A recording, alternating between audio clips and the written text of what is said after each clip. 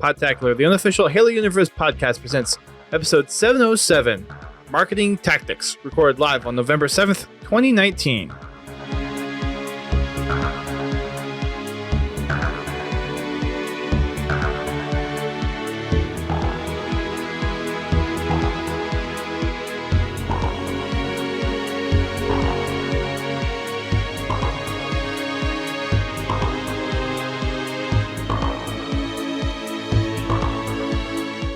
Yes.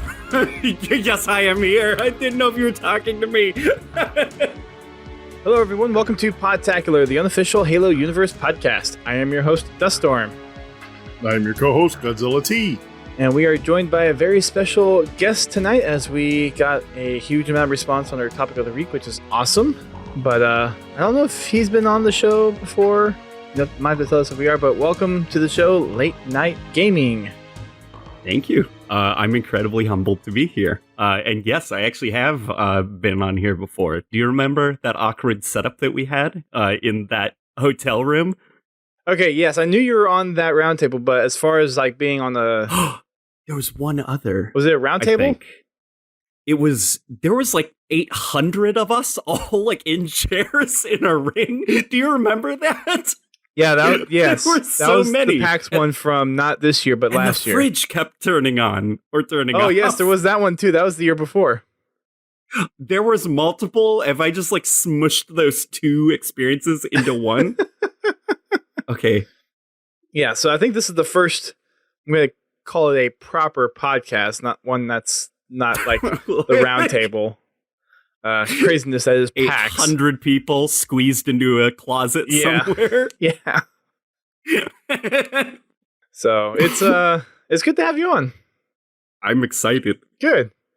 So we have the topic of the week, which got a huge response. So it might take up quite a bit of chunk of the podcast tonight. But as we normally start off with, we have a little bit of housekeeping to take care of, starting off with a little bit of stream recap. So GT, we did a little something different this past week for Fraggin' Friday. What did we do?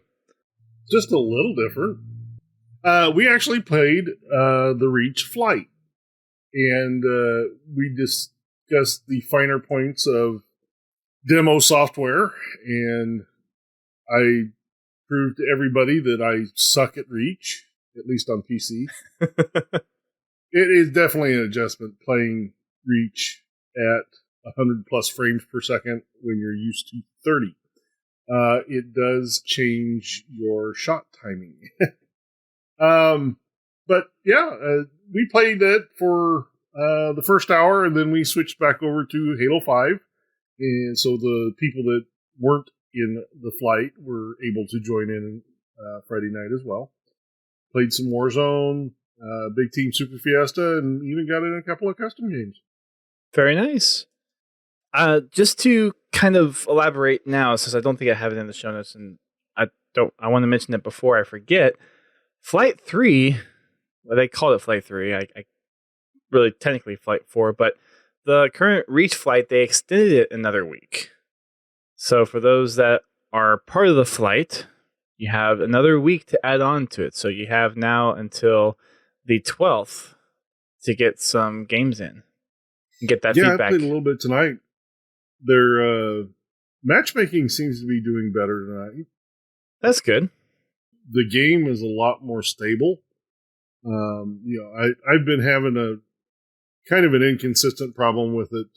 The game just soft locking.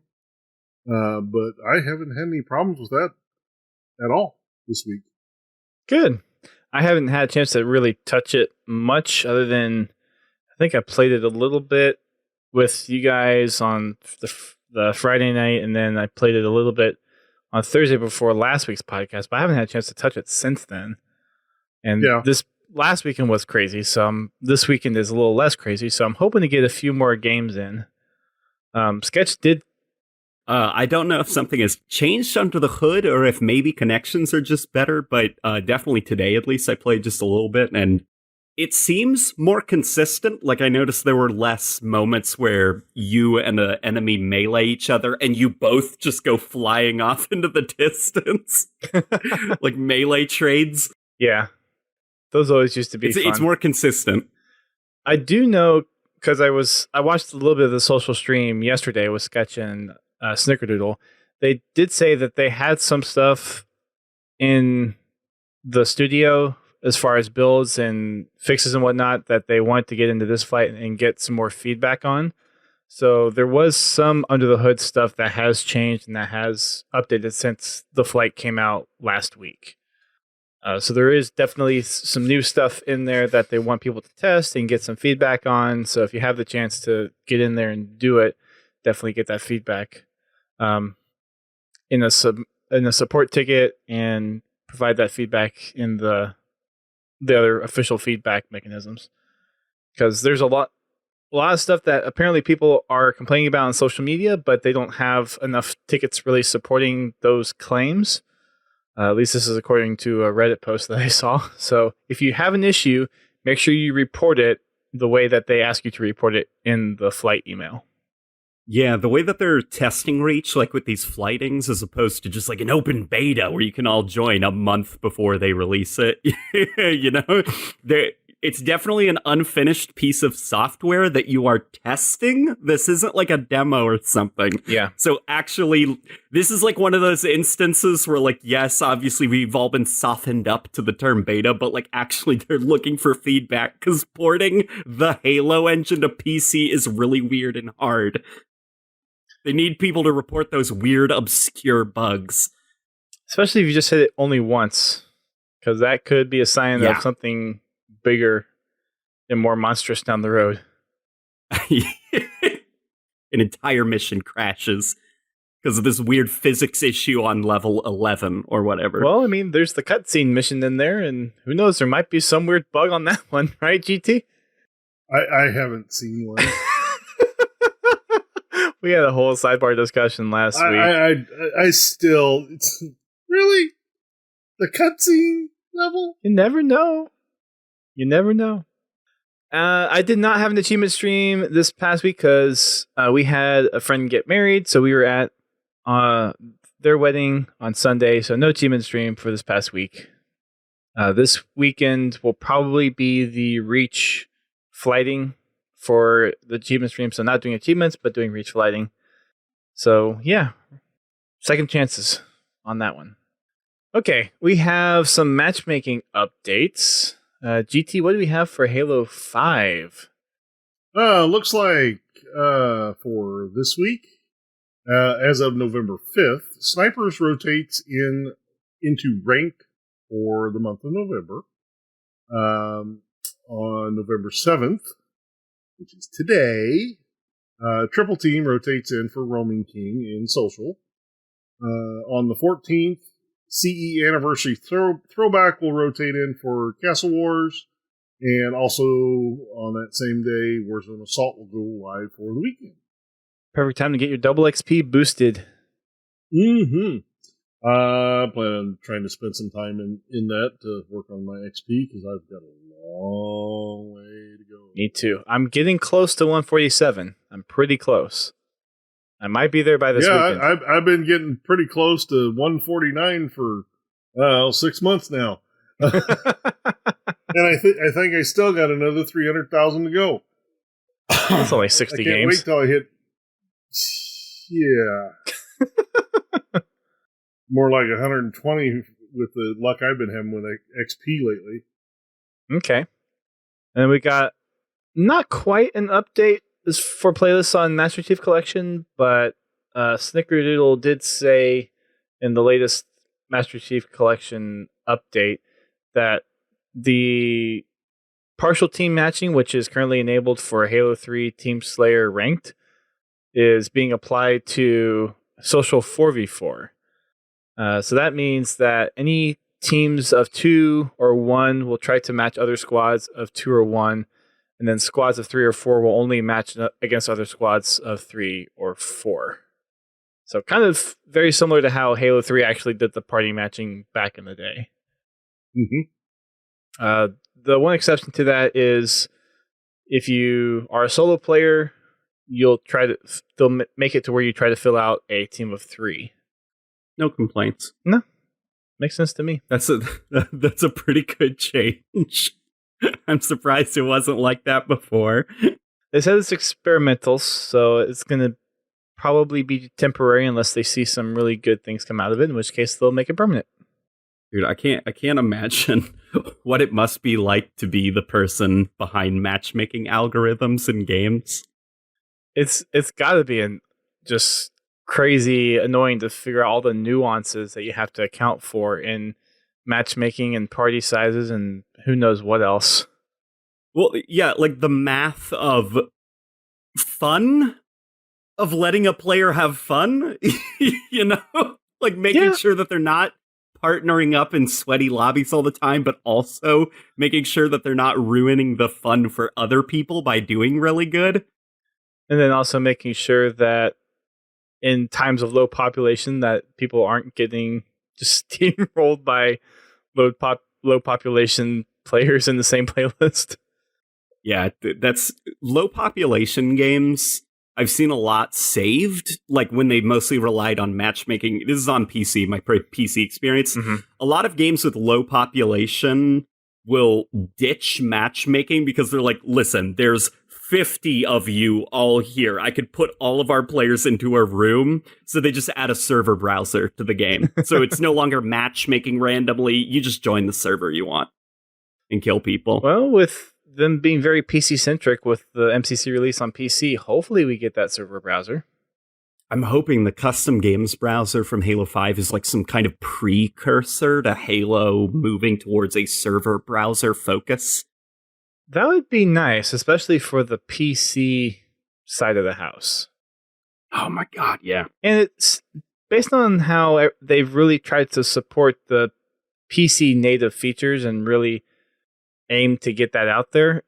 I would be very surprised at this point if they don't end up with it. Now, they have said that there are some features that they're not going to necessarily launch with when Breach comes to PC, but having Theater mode and Forge. Right. So in addition to those, having the server browser might be one of those things where it's not there at launch, but it's definitely on the roadmap to get included into the game. Yeah. At least that's... Yeah, I don't know. I'm optimistic about it. Me too.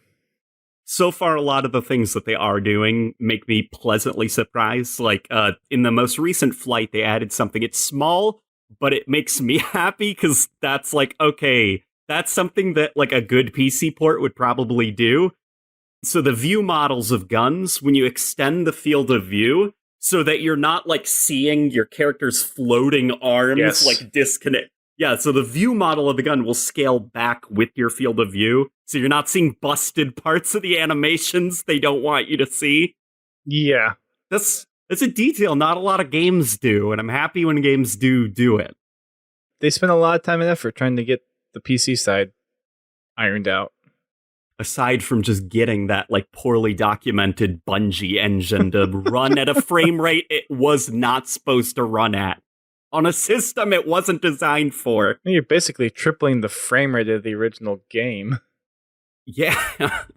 Have you seen like bad PC ports that are launch locked at 30 frames per second? You just tweak the little INI file to unlock the frame rate and the physics go crazy. Like people are launching into the air. Game making back Dead then Rising was 3. Because Dead Rising 3 is a lot of fun when you unlock the frame rate on Steam. Oh, jeez. Can't code to that fixed frame rate. You gotta code to actual timers. Yeah. Come on, devs. Get with it. Yeah, devs. No shortcuts. Hey, devs, it's easy. It's easy, let me tell you.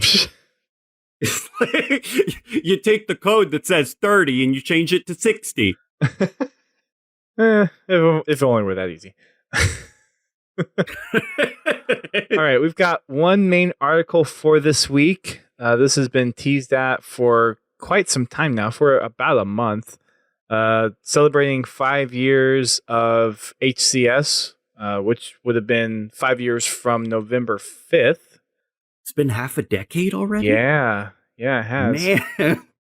And I remember being at the first, first HCS finals in Burbank at the ESL headquarters. And I think that was like a March of I guess it would be 2015. Yeah. So it's come a long way since then. Lots of things have changed. That was a strange time. Like when the HCS started to like build up to Halo is coming back for esports with the Master Chief. Wasn't Halo 2 Anniversary the first game that they played, the HCS? I believe so. Okay, they didn't have like the Reach title update before that? Or some kind of road Not for to HCS. No. Okay, so it was Halo 2 Anniversary. Yeah, pretty sure it was Halo 2 Anniversary. The only other... the game before that would have been Halo 4. And that definitely was not part of HCS.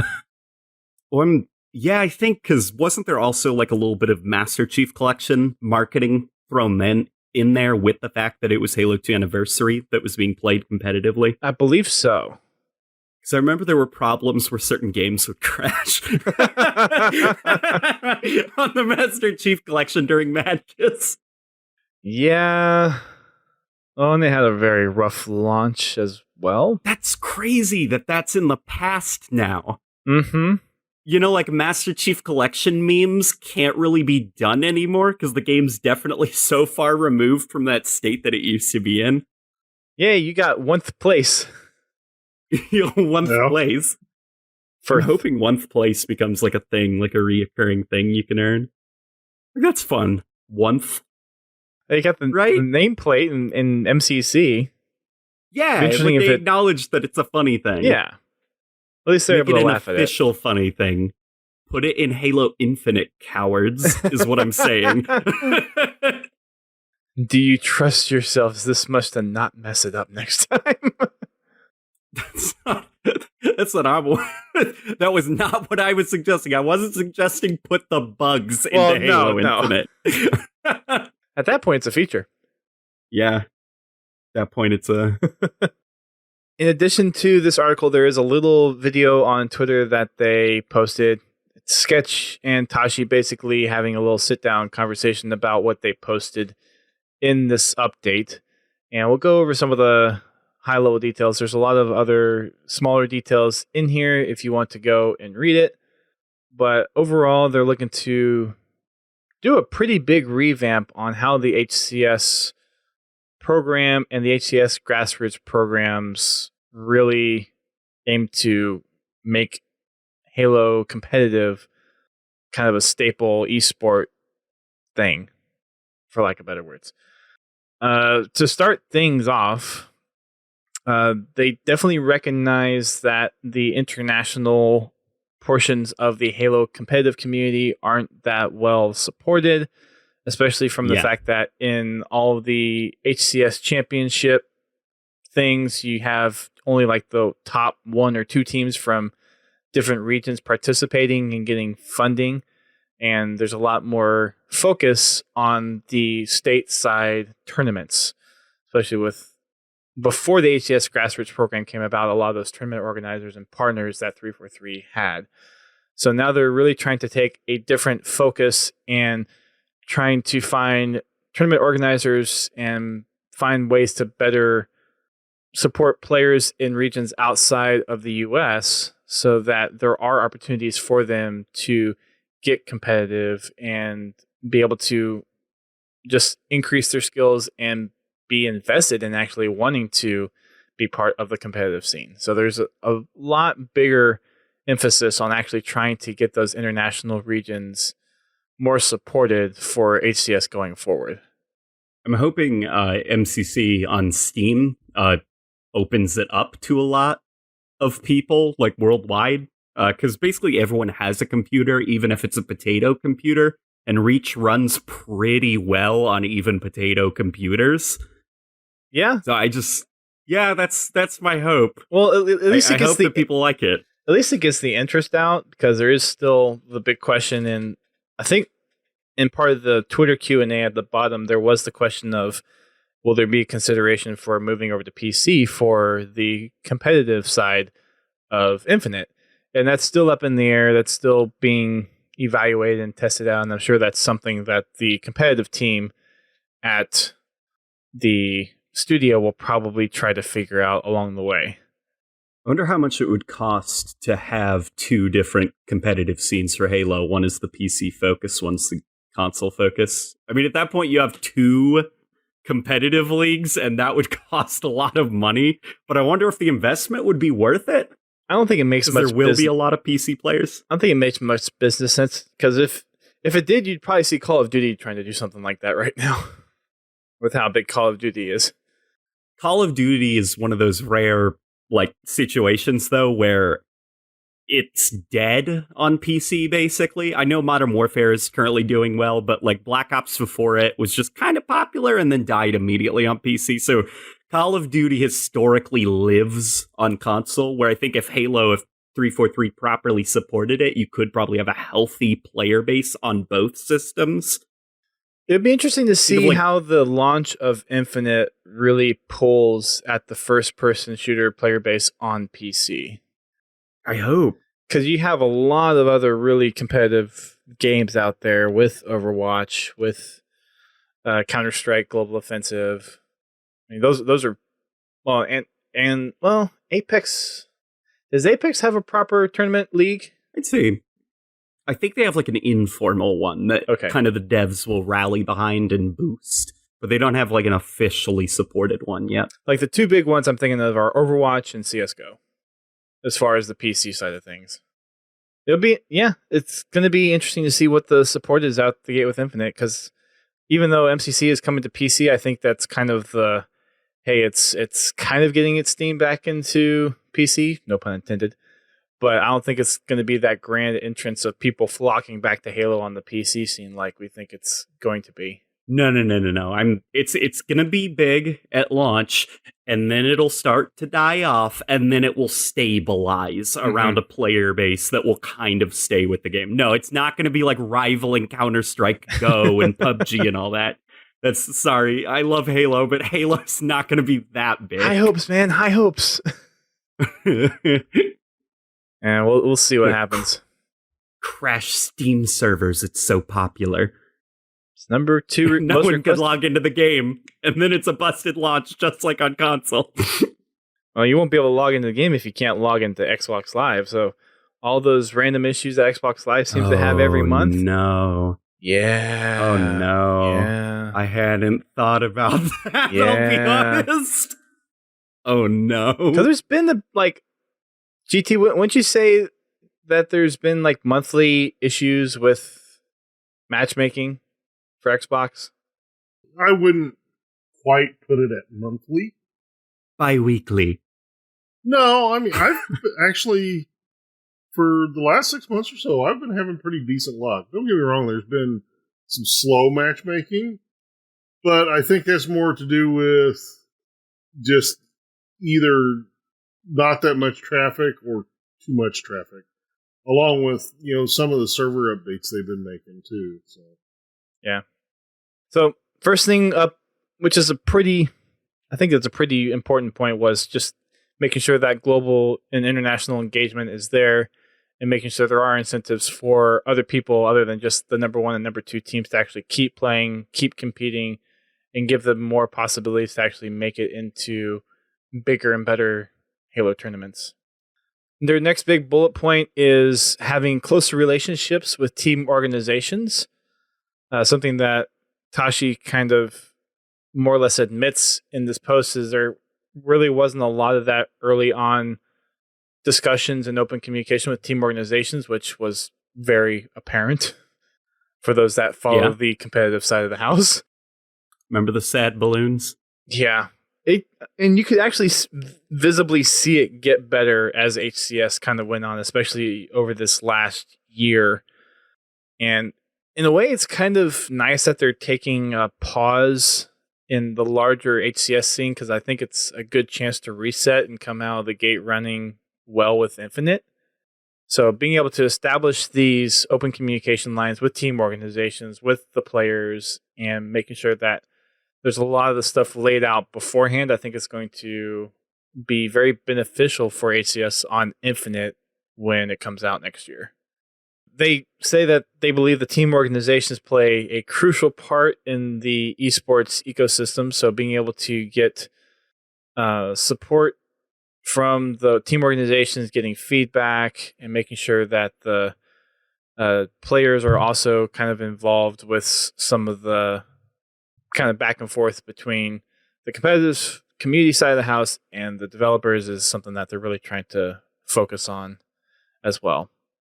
As for the roadmap side of the house, what they want to do is make sure that there is a full year schedule announced at the launch of Infinite, which means that there are cities that are determined, there are venues, dates, rules, handbooks, formats, all of that stuff solidified and ready to go at the start of Infinite's launch, which is a pretty big contrast to how ACS has been done in the past, where it's, hey, here's a handbook that's like 2 weeks before the season starts. Oh, we have this tournament coming next in 3 months. Get your plane tickets and hotels going at the highest rate that you can possibly get it, being like 3 months to 6 weeks out. It's very ambitious. And in the little Twitter video, Tashi definitely said that it was a very challenging thing for them to do, and it's going to take a lot of work. Yeah. But yeah, I mean, you kind of need that kind of schedule ahead of time. So especially the pro players and the teams know, okay, these are the dates that are coming up. These are the times when we need to set aside from planning vacations or spending time with the family. Because imagine if you're a pro player and it's like, sorry, mom, dad, there's this $1 million tournament that's happening, and I just heard about it 2 months ago because they just announced it today. I found out about it because they announced it. Right. When is it? It's in 2 months. What? Yeah. That's going to be like that. Be very beneficial, I think. Viewership is another one of their keystones that they're trying to make sure they're emphasizing. I think everyone has their own woes with the downtime between games and the repeated commercial and advertisements if you're watching it on stream, or just the dead air if you're actually at the venue. So that's something that they're really wanting to address, making sure that there are ways to engage viewers both at home and at the tournament itself. What, they want it to be different than any other sporting event? They're going to reinvent sports as we know it. Has anybody watched a pro ball game lately? You see the same 5 commercials for 3.5 hours. It'd be nice to have some other content in there other than just gameplay, same commercials, gameplay, same commercials. I get it as well, because it's like, yes, that is what sports are like, and watching sports kind of sucks because of those things, and it would be super awesome if those things weren't in sports. Look at how many people watch a football game. Yeah. In comparison to a an HCS match, or even just a game competition. To be fair, sports like football, like the NFL, that's been like culturally turned into something that's really important, where Halo isn't that. Halo has to win you over. They got to do everything they can. I look at it. Get the Master Chief dancing on stage. Time to get up and go pee and get my drink and get my chips, and then I come back. So I don't watch the commercials. Yeah, but I'm willing to wager that there's a lot more people who just watch the HCS by themselves than there are people who watch like American football by themselves. There's entire parties for American football. Yeah, especially the Super Bowl. Yeah, actually, the Super Bowl. You'll actually probably find that, with the exception of a Super Bowl, the majority of people that watch a football game are probably watching it by themselves or watching it with just their family. Well, I do mean their family that live in the house. Or watching it at the bar. That's still a party. You can entertain each other during the boring parts. Yeah, play a card game. Something. I understand and empathize with them because I do think Halo has an uphill battle. Sports has this weird, it's almost in our genetics at this point, like to deal with the boring nonsense of sports, like the bland 5 commercials over and over again, where Halo, people don't have that tolerance for whatever reason. Yeah,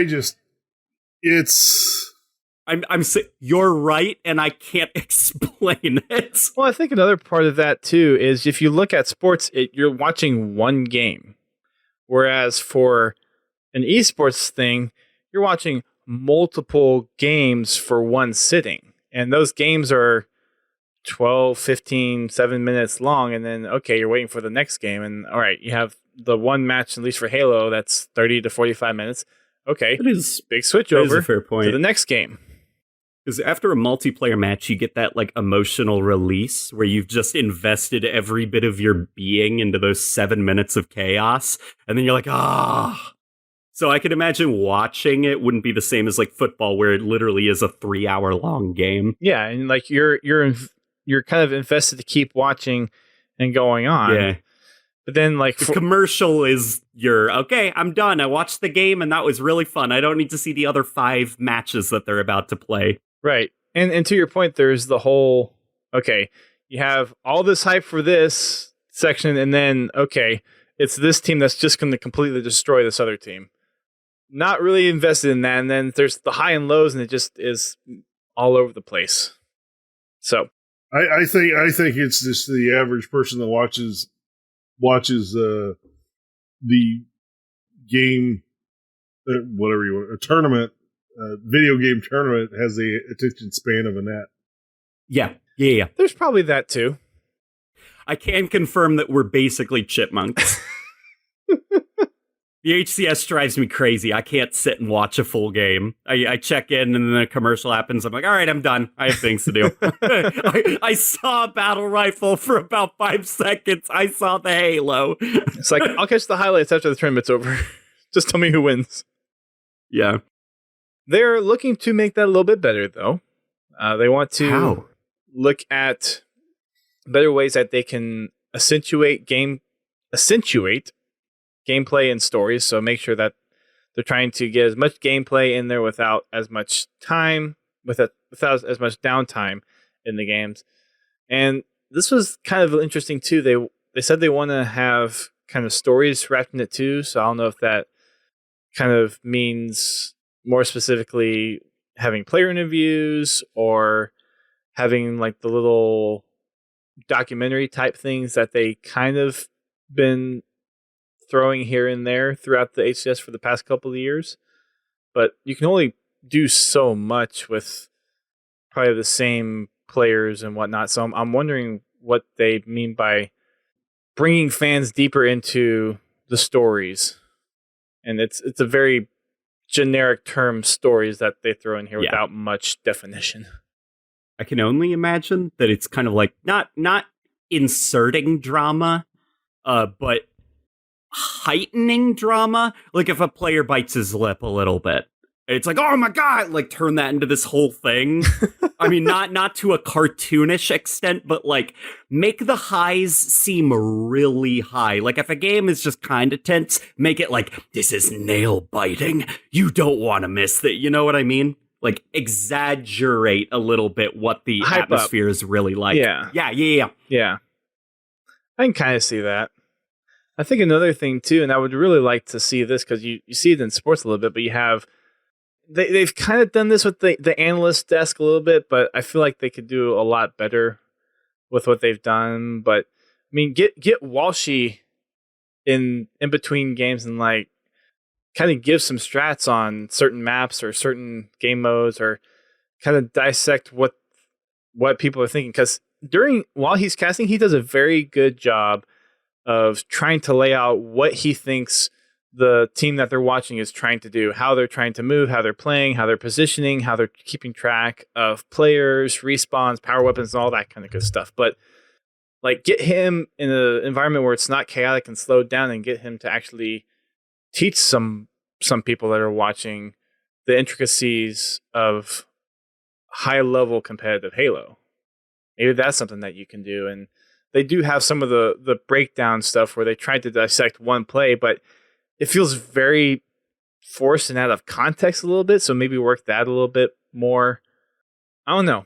I feel like in the sports realm, they kind of have a little bit better flow, especially with like the halftime shows. And you do have like the desk in between quarters or long timeouts where they'll fling it to the desk and they'll either talk about, hey, this happened during the preseason. Here's kind of what it meant and how it got these players to where they are here and all that kind of stuff. So maybe throw some of that kind of how they kind of do it in the professional athletic sports realm of things and bring it into Halo.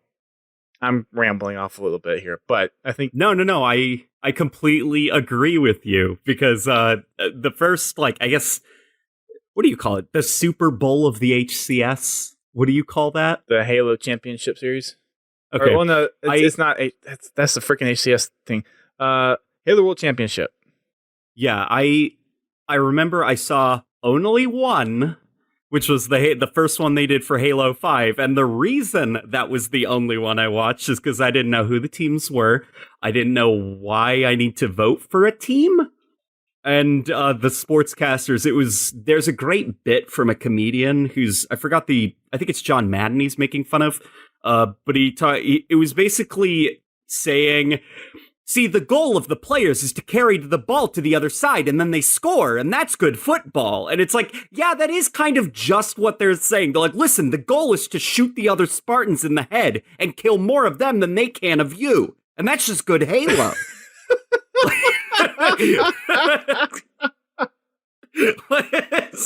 That's basically it. The commentary was really kind of dry, and I didn't know who was who or why I should care. For some reason, that reminded me of the Mr. Chief video for the Halo Warzone Rex, like the little video announcement that they did for Halo 5. Oh boy. Just see that character trying to explain, this is the point of competitive Halo. A little death. Shoot the other person and score more points. The goal of the game is for the blues and the reds to kill each other, and whoever kills the most reds or blues wins. That's just good Halo. Yeah. So we'll have to see how they, I guess, address the viewership down the road. To me, it's very loose and generic and not very specific. So we'll have to see what they're going to do with that down the road. For the ecosystem side of things, they want to support more players, obviously, not just internationally, but at all levels of competitive play. So they want to see that there are ways for people to get involved, whether it's through online tournaments or local tournaments, and then incorporate a lot more of the local tournaments or grassroots tournaments into other opportunities that can get other players either recognized or into kind of the main HCS program or kind of that higher level competitive roadmap. So making sure that there are more opportunities for more people to get involved. So it's just not the same top 8 teams that are getting the highlight every single time at every single event. Now, granted, like if you're top 8 teams, yeah, you deserve some of the recognition, but it's trying to strike that delicate balance of, okay, you have the top teams, they're getting all the spotlights. Create competition in the competitive game. Make sure they don't have the crown forever. Yeah. Open the doors for a potential new team to climb to the top. Yeah, pretty much. And another way they're trying to do that is looking for additional tournament operators, getting more of them involved. Also, having those tournament operators who do some things differently for their tournaments. So maybe they have a little bit different tournament format or different ways that they stream their content or organize schedules. So they want that to be a little bit more open and let the tournament organizers kind of dictate that. And they think that if that's done, then it kind of challenges all the other tournament organizers to better themselves and make better content, better tournaments, and ultimately try to create a better experience for the fans and the players. So trying to get more incorporated and try to really kind of expand and grow the ecosystem as a whole. They're also trying to make sure that there's lots of feedback opportunities. So they're going to formalize processes that tournament organizers and players can give feedback to 343 and have a structured framework where either really big things as far as putting tournaments together or really small things can be collected and evaluated and then churned out through the HCS program, whether that's through game mode changes, tournament structures, all that kind of stuff. It's all good news. Mm-hmm. For the HCS grassroots program specifically, it's going to be changing a little bit. The content creators side of the house, they're actually looking to expand outside of just people that are streaming competitive related content only. So they want to expand to some other community partners and other content creators that are not just competitive. So that's going to be interesting. I think at that point, they're kind of taking the content creator side of HCS grassroots out and morphing it into a new kind of content creator partnership program type of thing. That's kind of the sense I'm getting. Okay. So you look at interesting. Look at the other YouTubers like yourself, Taras, or Halo Cannon, or Hidden Xperia, or any of the Halo, or the smaller ones that are climbing up the ladder, like a Covey Cannon and stuff, giving them like a way that they can boost themselves. Yep, Installation 00, I think is one of them. Mm-hmm. And then you have all the machinimators out there that make some great content. Oh there. Man, there's a lot. 343 boosting up some of those machinimators. That'd be pretty great. Yep.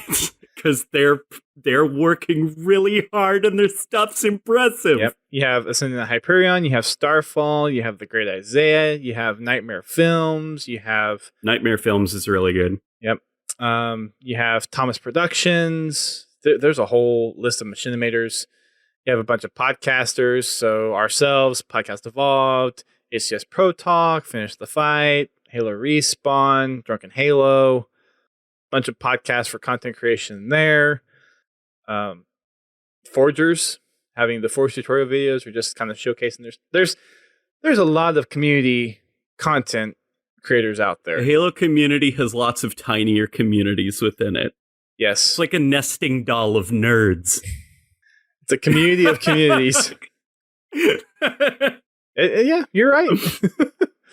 Yeah, we're just a big nesting doll of nerds. And it's glorious. And it's so glorious. As far as the tournament organizers side of the HCS Grassroots program, they're trying to look for more tournament organizers in the near future. They're currently, the applications for the HCS Grassroots program as it currently exists is kind of on a hiatus for both the content creators and the tournament organizers side of the house, but they are going to be looking for more opportunities and more tournament organizers in the near future. And they also want to incorporate some of those tournaments, both online format and LAN format, tied more into the HCS roadmap that they're planning for with Infinite coming out. There's a whole Q&A section from Twitter in here as well. Some of the questions are already covered from the previous content in here. Some of it is kind of new, which they use to either clarify some more info of what we already talked about, or just some other general questions. There was one that I specifically wanted to call out. I gotta see if I can find it real quick. But GT, Taras, thoughts so far? I guess wait and see. It's one of those things where I don't know enough to actually have an opinion on it. Yeah, kind of the same. The competitive side of Halo is something I don't follow that much. So, they've done good so far with what they've discussed, what we've talked about so far in this article. It sounds like they're making some good changes for the future of the competition, leading into Infinite. I'll be really impressed to see by, what they actually get done. We've got a year to find out. So there were two things that actually I wanted to bring up. So the first one is with regards to roster lock in a way. So if you've followed competitive Halo closely, you'll see that there's player rotations and trading happening so often, especially in kind of the later HCS days. They're looking at trying to make sure there's more stricter regulations on the pro level of competition for the roster moves and changes, but they also want to make sure they're not unruly trying to restrict those rosters, especially for a lot of the smaller tournaments or any online tournaments or smaller events as well. So that's something that they're aware of and trying to mitigate. And then the other thing that got brought up too was with regards to some of the fun kind of offline matches. So I forget which event this one was specifically at, but do either of you remember the big team battle bonanza that happened between the casters? That was really cool. I do actually remember that, and I don't remember a lot about HCS stuff. It was a fun kind of way to kill some time. You had a mixture of casters and HCS grassroots streamers there, and it was just then. It was a way to kind of kill time and fill time, and it was a lot of fun to just kind of break up the super seriousness of HCS and really just have a fun time with competitive Halo in a different light. I liked it.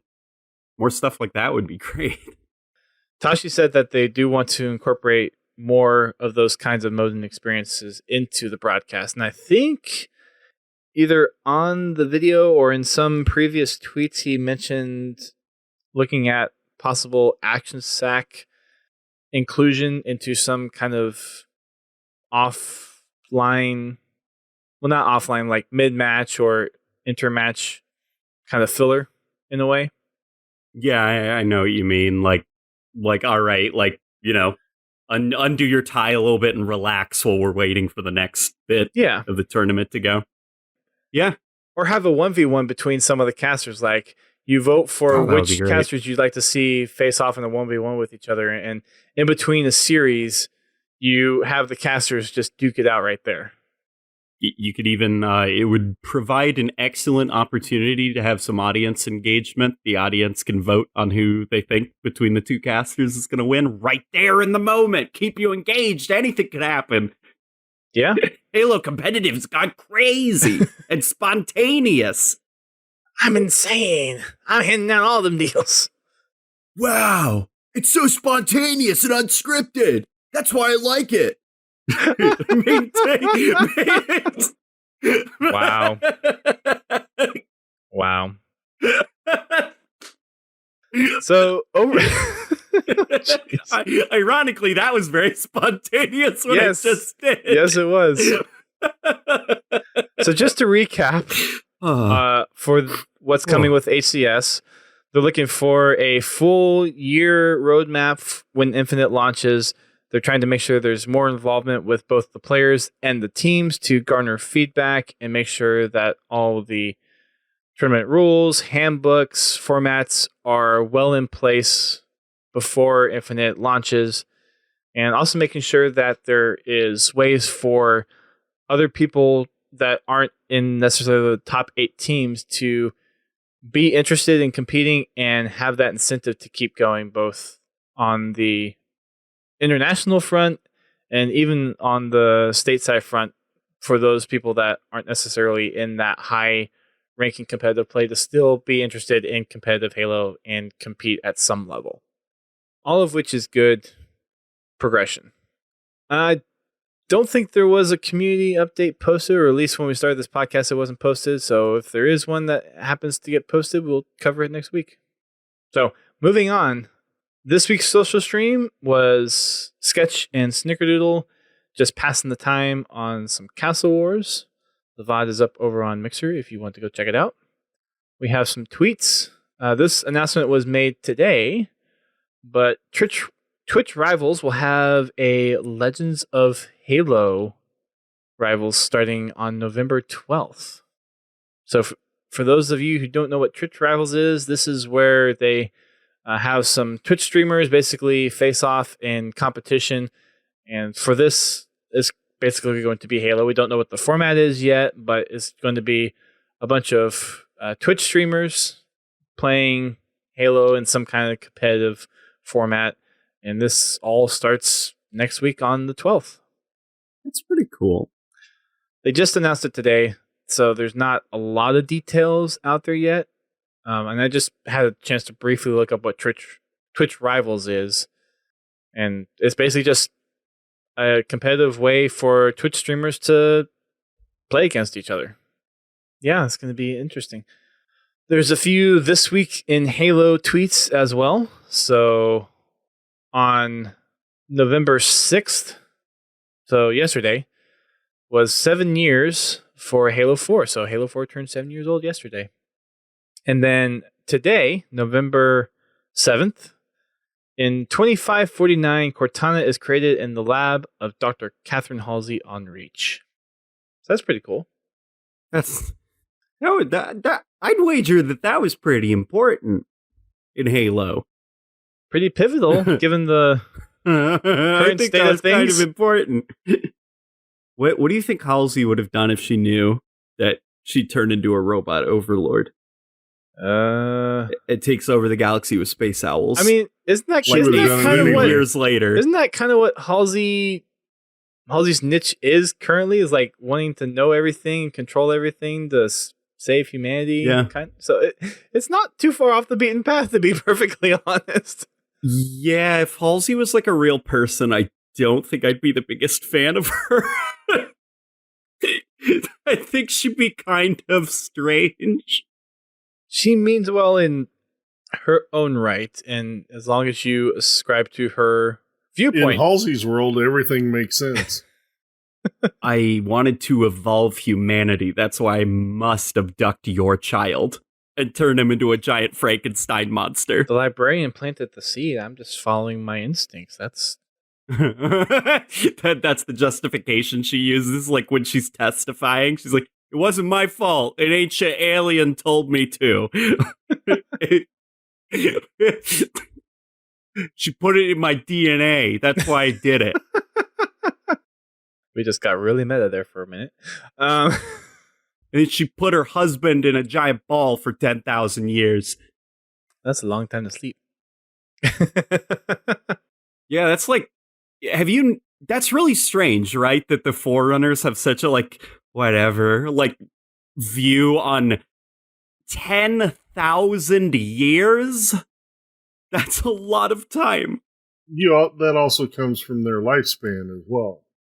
Yeah, but I don't know. Maybe it's just because, like, I'm looking at, like, the way other animals that have really long lifespans on Earth, the different ways that they kind of, like, live, I guess. I think of, like, the tortoise and how long that thing can live.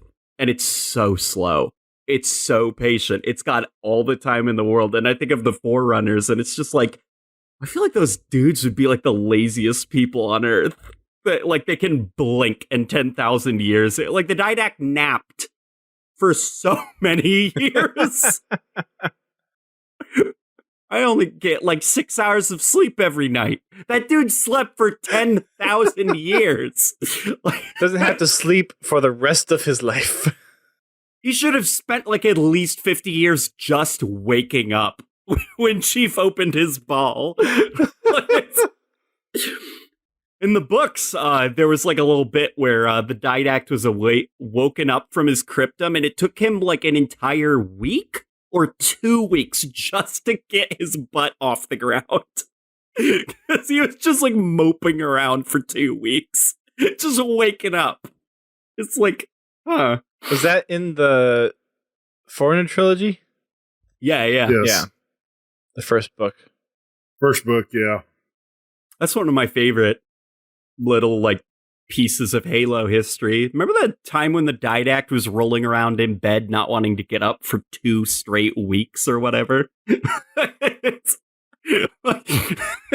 Just thinking of that big guy in Halo 4 and just thinking he's like a whiny little kid who doesn't want to get up for school. Yep. Yep. The Born Stellar Didact? Born Stellar makes eternal lasting or forever lasting? He has a crazy name. I shouldn't be talking, I have a crazy name, but that dude has a weird name. The long, meaningful, and descriptive names. Yeah, their names are an entire sentence or statement. Right. Also, on the HCS Twitter account, this is kind of related to the 5 years of HCS, but out of all the votes, the bracket winner is Pistola. So for those that were following along at home, they had the bracket. I think they had the votes basically every week for the different tiers. And for this last vote, Pistola made it out, I think, with at least 2/3 of the vote, if I recall. So congrats, Pistola. You are everyone's number one favorite HCS player. So there we go. People like Pistola. Yep. A couple updates on the Halopedia front since we teased this last week. Well, they teased it and then we talked about it, but they had something special that they were doing for their 15 years of being a Halo community. So they made their post this week. I think it was on Tuesday. Yeah, I think it was on Tuesday. But they've been doing some work behind the scenes. For those that know, Halopedia and the Halo Wikia made a merge. So they've been working hard on trying to get the Halopedia side of things updated with everything from the Halo Wiki. So there's a little bit of a merger recap in there. There's a little bit of history on how Halopedia got started and how things have been progressing since its inception. And they also introduce website archives, which still require Flash. Okay. All right. And I tried these out before the show, but if you go to, or if you were to go to these back in the day and you go to them from the archive side of things, you need Flash for the Halo3.com website, for the Halo 3 diorama. I think for the Halo 3 ODST stuff. I don't think you need it for the Halo 4 website, the ilovebees, or the Jake Courage stuff. But yeah, figuring that Flash isn't going to be supported next year, I'm curious to see what's going to happen to those archives. Or if Be lost to time. Or if there's a way It's going to be like the Forerunners. They're going to vanish. Yeah. That'd be something to ask CIA at some point. It's like, hey, so when Flash is no longer supported, what are you going to do with these? Oh, Jake Courage does require Flash. But they've tried to restore as much of these websites as possible in their own little archive state. So if you miss those, then it's definitely worth checking. It's definitely worth checking out. They also have a new skin for the Halopedia interface that they're calling Onyx. So if you want to kind of spruce up the Halopedia viewing experience, then you can test out one of those. You can set it up in your preferences profile, and then just make sure you're logged in whenever you use it. And so Halopedia is a really good website. Mm-hmm. It's easily the best fan-run archive of everything. They put a lot of work in trying to make sure everything is covered there. It's really admirable on how much work they put into it. You're cataloging a science fiction universe with so many books and written pages of stuff and developer commentaries and little side things that were said. Like, there is so much to keep track of. I'm surprised at how on point they are with a lot of stuff. Usually within like minutes of something new being said, there's already an entire section on it. Mm-hmm. They're good. They're really good. They've got a lot of people really, really up on top of things. It's really cool to see. Also, they had a Lore Thursday that they released today. And for today is the interplanetary wars were a period of armed conflicts in the Sol system between 2164 and 2170. It was fought amongst the neo-communist Kosloviks, a fascist Friendins, and the newly formed UNSC. I probably butchered the heck out of that. Your space Russians. Space Russians. That's what that sounds like. Halo as Space Russian. Just search Interplanetary War on Halopedia for more information. Okay, we're going to move into our topic of the week. And like I mentioned a little bit earlier, we got quite a lot of responses. So we've had a wide variety of different marketing campaigns and promotions for Halo in the past. We kind of mentioned some of the stuff that Halopedia has for their web archive. So the ilovebees, the Halo 3 ARG, the diorama, which is Halo 3 is probably the pinnacle of promotional campaigns and all the marketing stuff that went into Halo. Hunt the Truth is pretty close. Hunt the Truth was really good too. It's super almost there. The only downside to that is it just all the promotional stuff for Halo 5 had no correlation to the actual story in the game.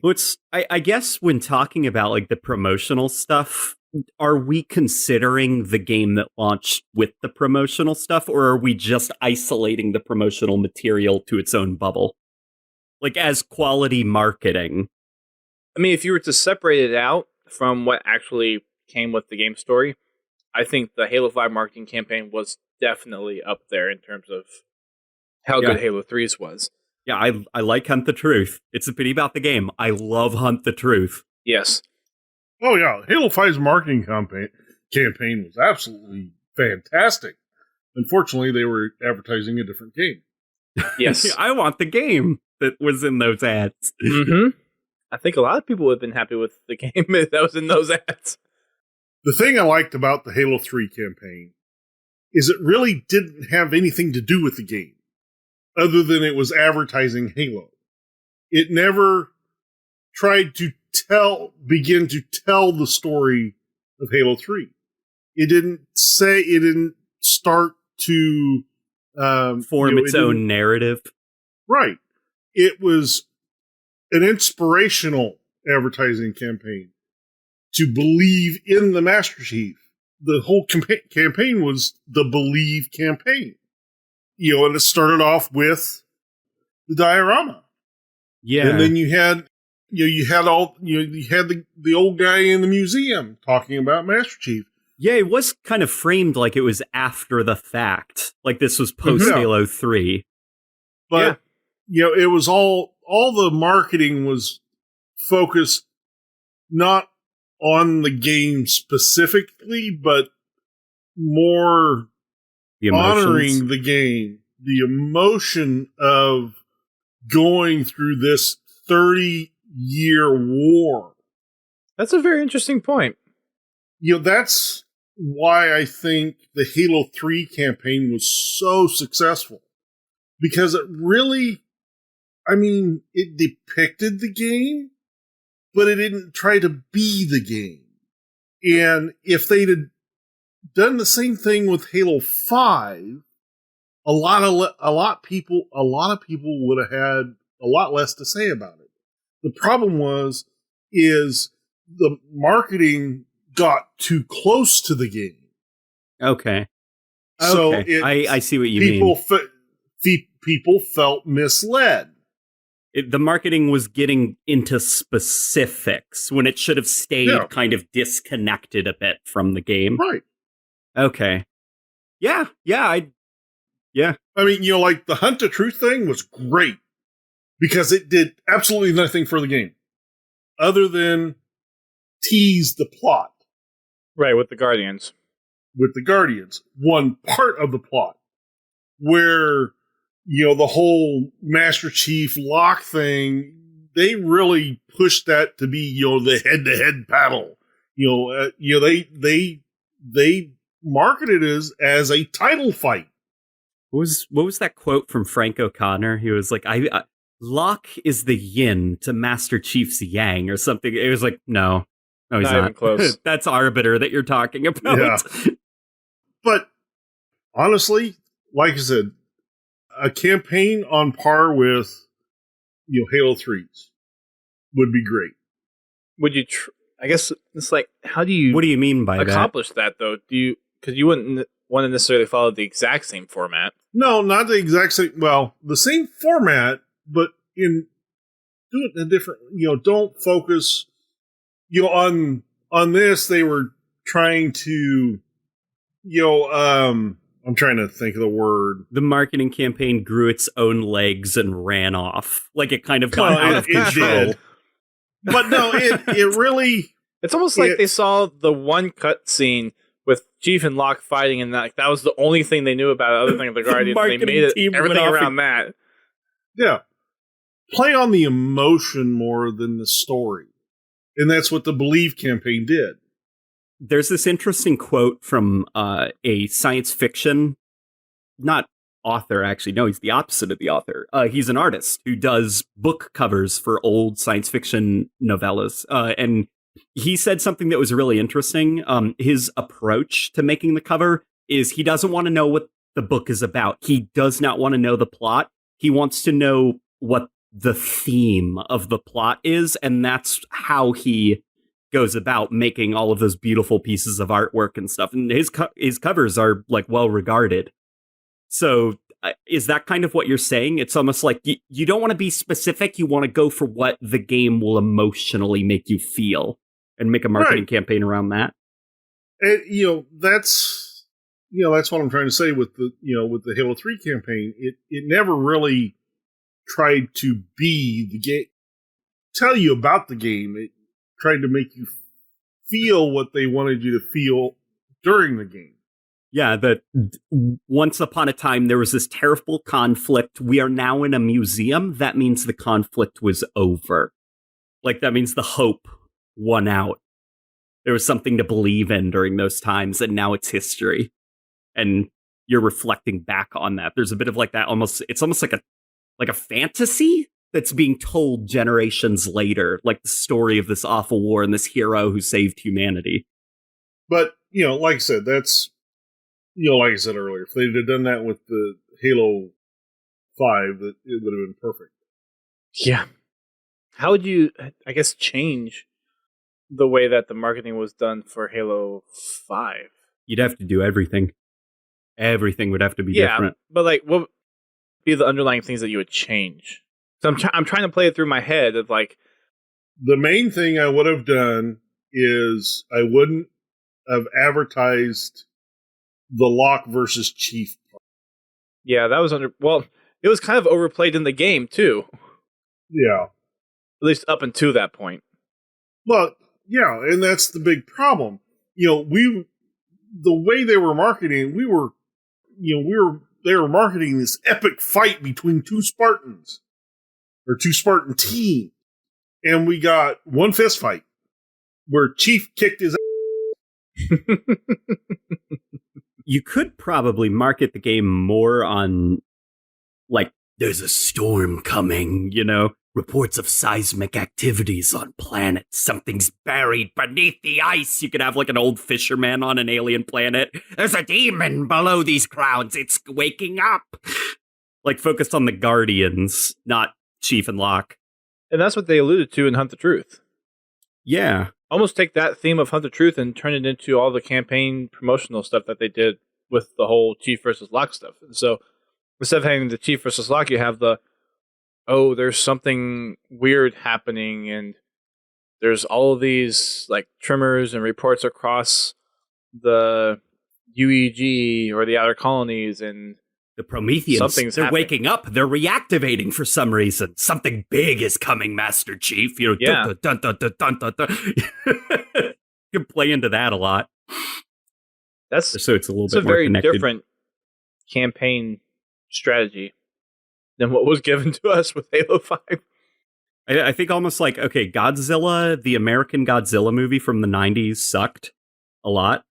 But the marketing campaign, I remember it being pretty great, where there would be kind of like, he's taller than this building. And it would have like, a picture of like a crazy building. It's like his foot is wider, that, like hyping up the fact that it's the Guardians that are kind of the star. I mean, the Guardians also kind of sucked as well, but like they're kind of more of the focus of the game, not Chief and Locke. Yeah. The tremors, have you felt them? Hashtag Halo 5. Something like that. Yeah. Be kind of, yeah. I don't know. You definitely have to go in a lot of different ways, I guess. Well, obviously for us here, we're kind of favored for the whole audio drama thing. I mean, when Hunt the Truth came out, we tore that thing apart. We were soaking it up, and we did podcasts like the day it came out with Halo Canon. So it would come out, we'd have like 2 hours to dissect it, and then we'd talk about it for an hour or two.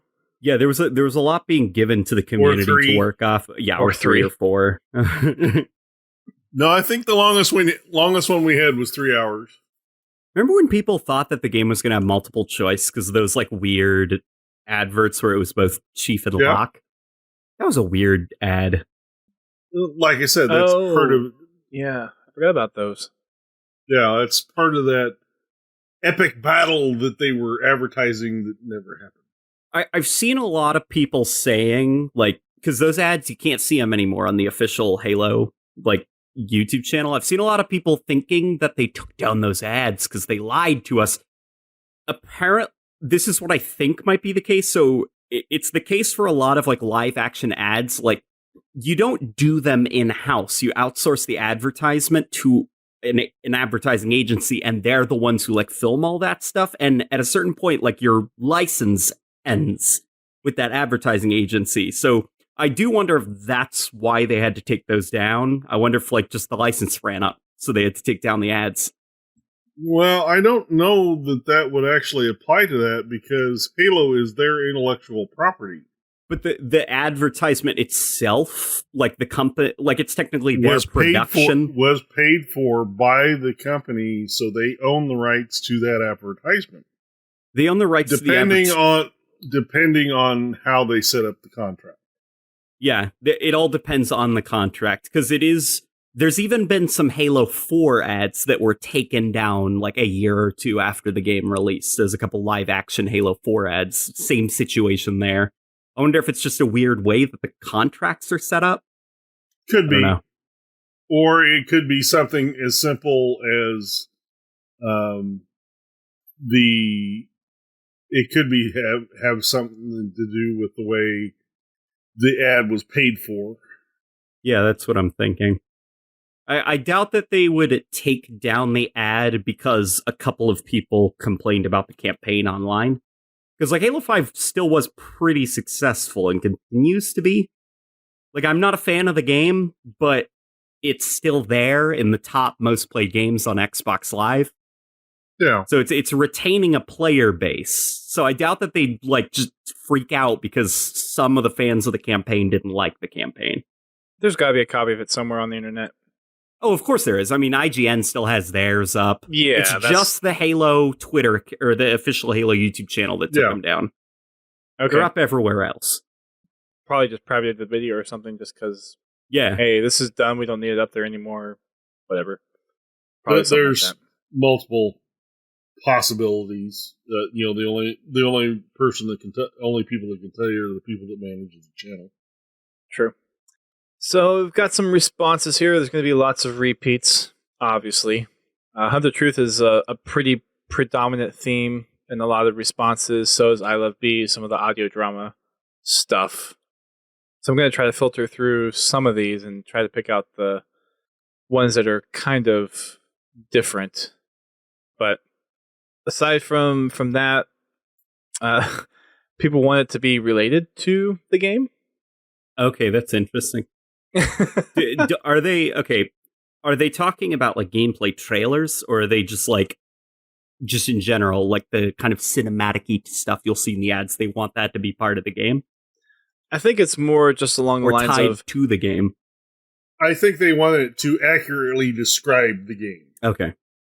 If they go down that route, and I mean, to what you guys were saying, if they do go about it in such a way that, okay, you're trying to convey the emotion of the game, not necessarily tell what the game is going to be about, then obviously that's a little bit different. But if they were to go down the route that they did with Halo 5, with the whole Hunt the Truth campaign and the audio drama and that kind of stuff, make sure that the advertising agency or whoever's doing the advertisement actually knows what the heck is going on in the game. Yeah, make sure they aren't making their own narrative. Yeah. So that's another actually pretty common theme along the lines of a lot of responses. CIA from Halopedia, he actually said he wouldn't mind seeing another Believe type of campaign. For Infinite? 3 for 3, push for hope or infinite possibilities. Hope that the Master Chief will save us. Infinite? Yep. That's going to be the long-standing joke with Infinite. Yeah. And they even with this first trailer that they put out, Discover Hope. They're already doing that. They even admitted they played with emotion with that trailer. Yeah, the 2018 E3 trailer, I think, is one of the best trailers Halo ever had, just because of how specifically orchestrated almost every camera angle is. And you didn't know it was Halo until that was my favorite part. The mean trick that they pulled, where the twist of the trailer was that this is for a Halo game. Yeah. The way they did that is, they didn't really tell us a lot about the game, other than we're in a Pelican and we're orbiting a broken Halo. We're not even for sure which Halo it actually is. It's there's all signs point to Zeta Halo. Yes. But, like I said, it doesn't tell us the story. It's just thematic. Like, obviously, the Lost Marines and the Master Chief saving them, that's supposed to embody hope. Got it. We're probably going to be in a hopeless situation in which Chief has to do what he does and save humanity. I asked one of my friends at 343 about that trailer. Because, obviously in a building of, 700 people? I forgot how many employees 343 has. What? Did everybody know that trailer was coming? I can't imagine. And he said no, and he said that during the E3, there was, audible cheering in the offices because employees were seeing the trailer for the first time. So, employees were getting hyped up. That's really cool. Yeah, it is cool.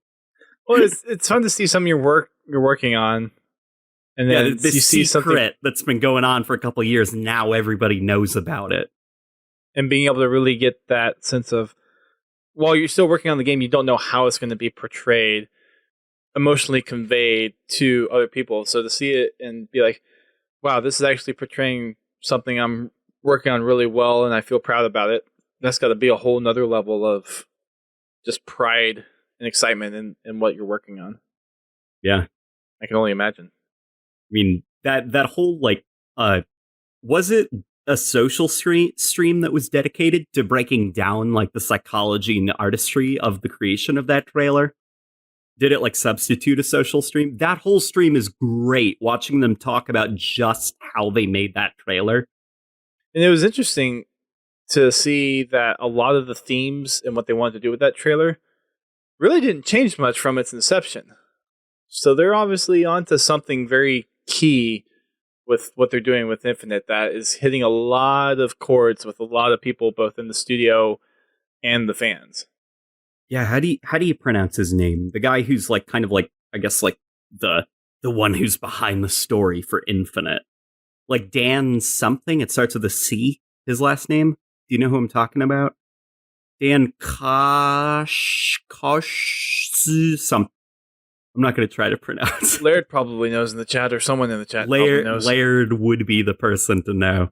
That guy at least seems to live and breathe Halo. Some of my 343 friends have stories about him, like not bad stories, more in like how dedicated that guy is to like making sure that he can break down what Halo is at almost a scientific level. Yeah. Kitty in the Twitch chat says Chiyoshi or Chiosh? Yeah, it's something like that. Chiyoshi. Something like that.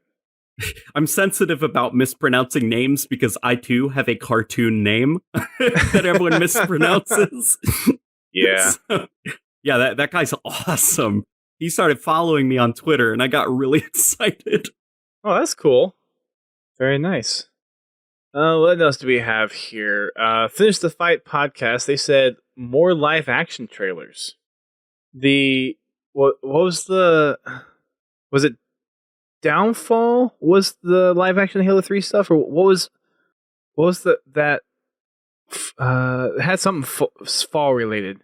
There were like 3 live action shorts that were for what was supposed to be for the Halo movie, which they repurposed for the Halo 3 campaign. Were they actually from the Halo movie, or were they like proof of concept, like test things to show to a board of like executives of this is kind of what it'll be like? What were those shorts? I thought they were actual scenes that were going to be part of the movie. Because I didn't think that movie was actually being filmed. I thought it was always stopped before filming began. It did. Maybe it was They were concepts. just using the props. So it was never officially filmed. Like there wasn't like scene 1, of actual official filming. No. They were just early in prop development is what they were in. So those scenes were probably done to show investors, like get them all into a room and show them this little disconnected, like 7-minute thing that we shot with some of the props from the movies to get you interested in investing and financing the movie. And they just turned those into official little things for Halo 3 after the fact. But they were really well done. They are really well done. Like that speaks to Halo in quality, that those little things to show investors, potential investors, those are high quality. I mean, look at how varied the Halo 3 advertising campaign was. You had all that Downfall stuff, you had the diorama, you had the Iris campaign, the ARG, you had all the Bungie Vidocs, you had the Believe, all the E3 trailer related stuff.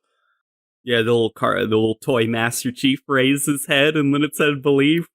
But we all remember that part because of I am Master Chief. La la la la la. But like the Halo 3 campaign was so varied.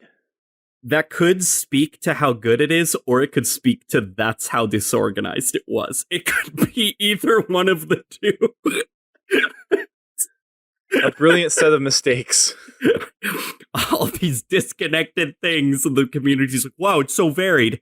Yeah, that's variety. That's why we did it that way.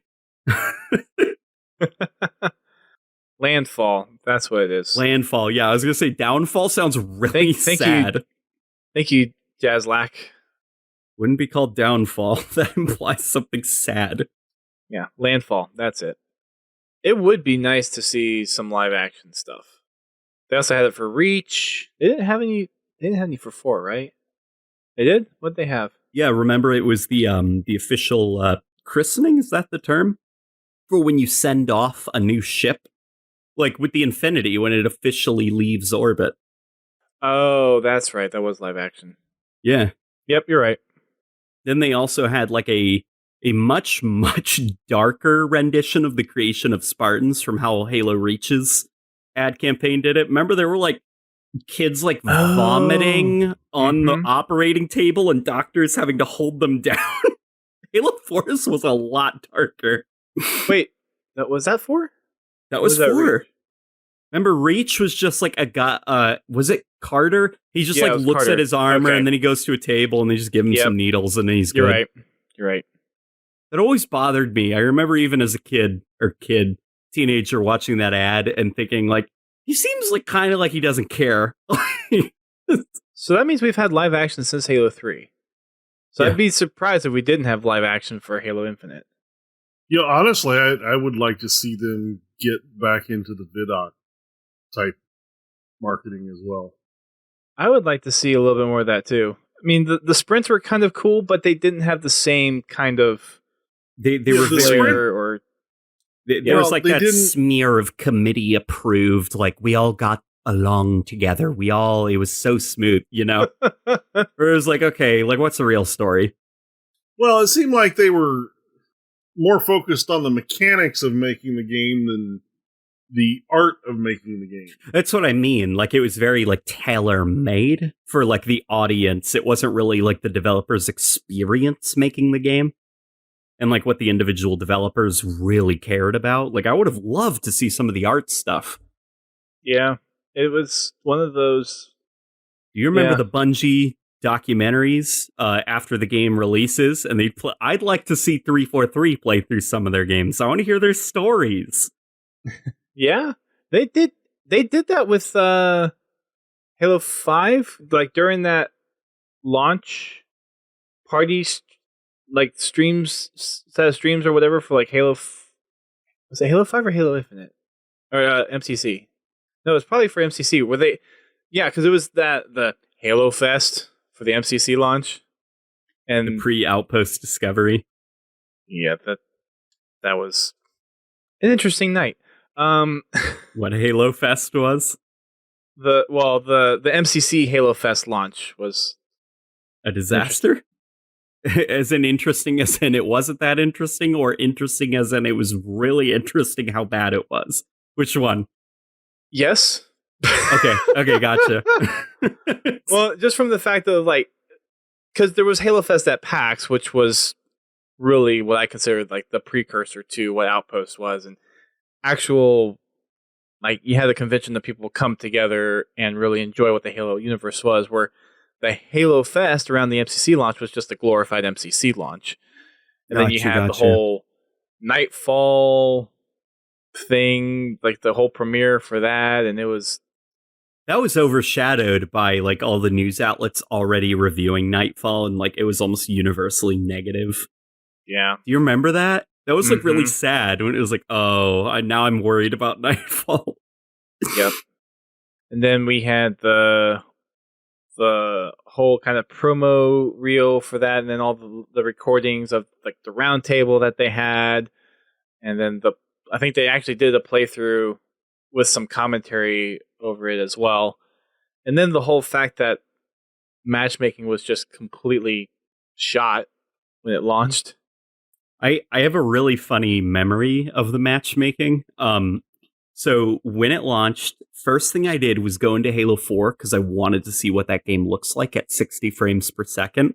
And then I got my fill, just getting out of the cryotube. Then I went to matchmaking for Halo 2, and I was like, I guess everybody's just playing the campaign first. Because I couldn't find a game. Little did I know that was the start of my frustrations. Not just the start or the end either. Is No, I was actually at Halo Fest in downtown LA. Was it that? Yeah, downtown LA. And like when the servers went online, when it was 9 p.m. Eastern time, which would be midnight Eastern, so all the servers went live and whatnot. Like all the higher up 343 staff were just running around like crazy. Like, what do we do? What do we do? Like, there were multiple times where I saw Tashi, Dan Ayub, and a few other people just like with a look of dread on their face while they're trying to keep a happy face with all the other guests that were there. But in the back of their minds, like, oh crap, this is Your faces going are drained horribly. of color. Something's wrong. Yeah. It sucks being a developer, that's a very broad statement. It does suck being a developer, but it must suck, especially when your launch doesn't go the way you really, really hoped it would. Mm-hmm. And you've got to market the game because, you need to recoup costs of development and also acknowledge that there are problems with the product. Yeah.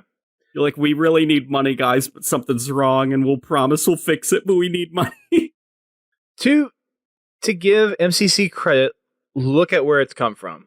and look where it is today. It's made so much progress, and there are people still actively playing it. And with it coming to PC, we might see a whole. It's a new chance that MCC has. Have you ever played Battlefield 4?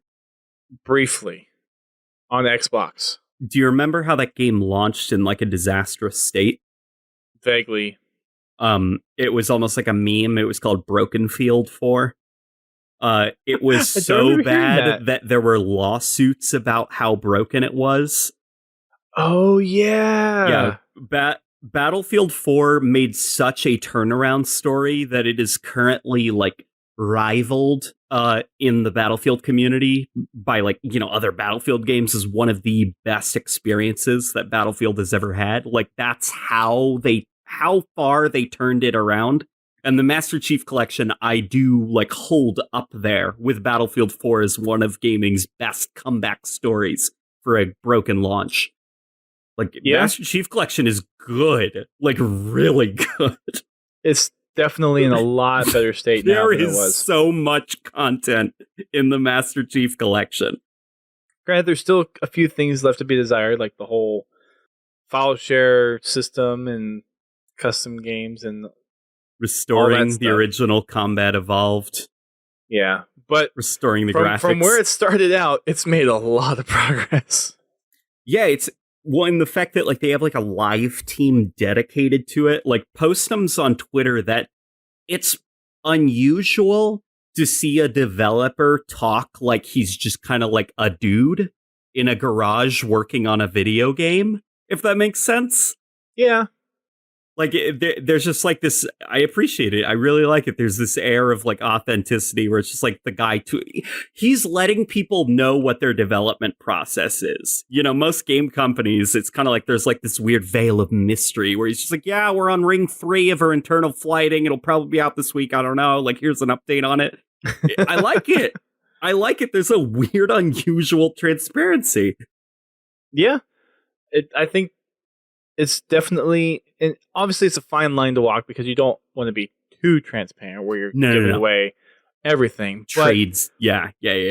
I think 343 has definitely found a balance recently where it knows that the community is receptive to a certain level of transparency, but knows that, okay, certain things we're going to need to hold back.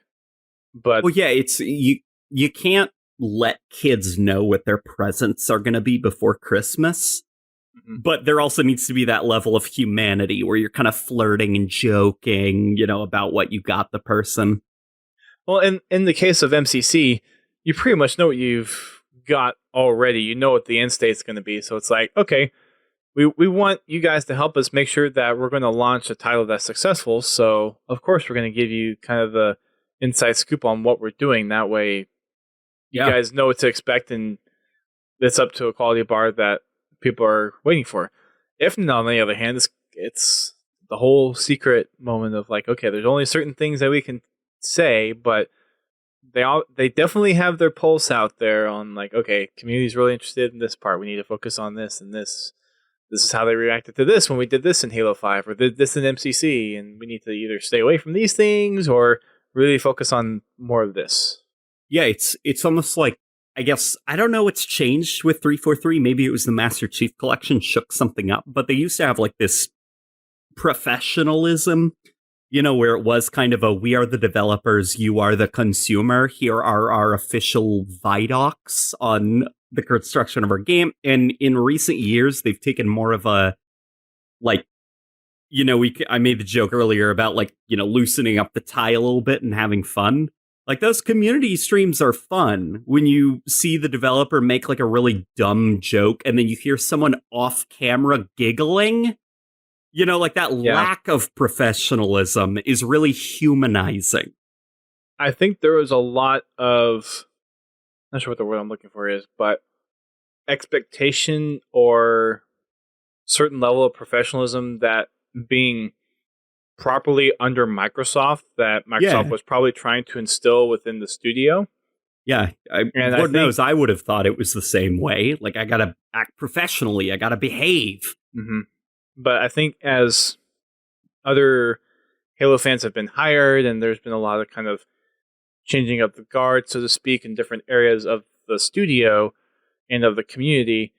There's definitely a lot more of that. Hey, the community really appreciates it when this is the way the community is respected or interacted with. Like, yeah, we like to be in amongst a family or a community of Halo fans, and the studio is part of that. So to make sure that there is that natural cohesion between the developer and the community, there needs to be a little more lax of, okay, I don't need to be so professional. Microsoft, give us a little wiggle room so we can actually engage with our community and help you make the money you want to make. We want to know that human beings are creating our games and not robots. And that seems to be the case. I mean, some of the 343 employees are sharing around really funny Area 51 memes. They were sharing that around the time of the Area 51 raid. That was really funny, seeing that from like 343 employees. Oh no, they're into the Area 51 memes. Well, then the whole pizza thing too with the Reach announcement. The pizza thing was great. And like, we want that human aspect. Like, we don't want a corporate logo making our games. We want to know it's a building full of people with like goofy senses of humor that we can send pizzas to when they do things we like. And you don't see that in just 343 either. You see some of the other Microsoft game studios, I think, really change that perspective of professionalism to a little more lax as well. So it's not just 343. I think it's the whole Microsoft culture. And I think Phil Spencer becoming head of Xbox actually had a lot to do with that. Yeah. It's funny. So Halo 5, I don't like giving a lot of credit because I don't like that game, but Halo 5, suspiciously around the time when it announced like the kind of before roadmaps were a thing roadmap of content updates. Remember, like Warzone Firefight was at the very end of their list of things per month. Do you remember that whole thing? That's around the time when Titanfall 2 conveniently announced, hey guys, we have a thing that we're doing. Look at it. And it's structured very similar. And now just roadmaps are a thing. Like 343 was kind of there beforehand where they're like, oh, maybe people just want to kind of know what we're doing. That it isn't just like a mystery. We're not a corporate logo. Yeah, it's good to know what the developer has planned. To know what we have to look forward to. It keeps the community engaged. And in that engagement, you're not overcommitting yourself. Like, that kind of stuff's already in the pipeline. It's like, yeah, this is coming out. We think it's going to be cool. Yeah. And it's something that hopefully will give you a different way to experience Halo that you might not have before. Yeah, I mean, that's the tough thing. Like, building a video game is a lot. Like, let me, as someone who's never made a game, tell you what it's like. Like, it seems like, obviously, Bungie, when they made Combat Evolved, it was kind of a bunch of dudes in a garage. I mean, that's not, that's me just generalizing, but 343 is a building of a lot of people, so the development process is a lot slower than it used to, so that it can be as, like, high quality as it used to be. So for 343 to make like kind of reactionary changes that requires the entire studio to be on board, which is lots of meetings, weeks of meetings, lots of like reorganizing content schedules that they already have in the pipeline. So for them to be so like transparent and honest about here's our development pipeline for the next 7 months, and then realizing that that means they now have to stick to that development pipeline, with no adjustments. I don't know. It's interesting. And like, well, I do think they need credit for pioneering the roadmap. We've even seen some games just like have a roadmap and then completely just blow past it.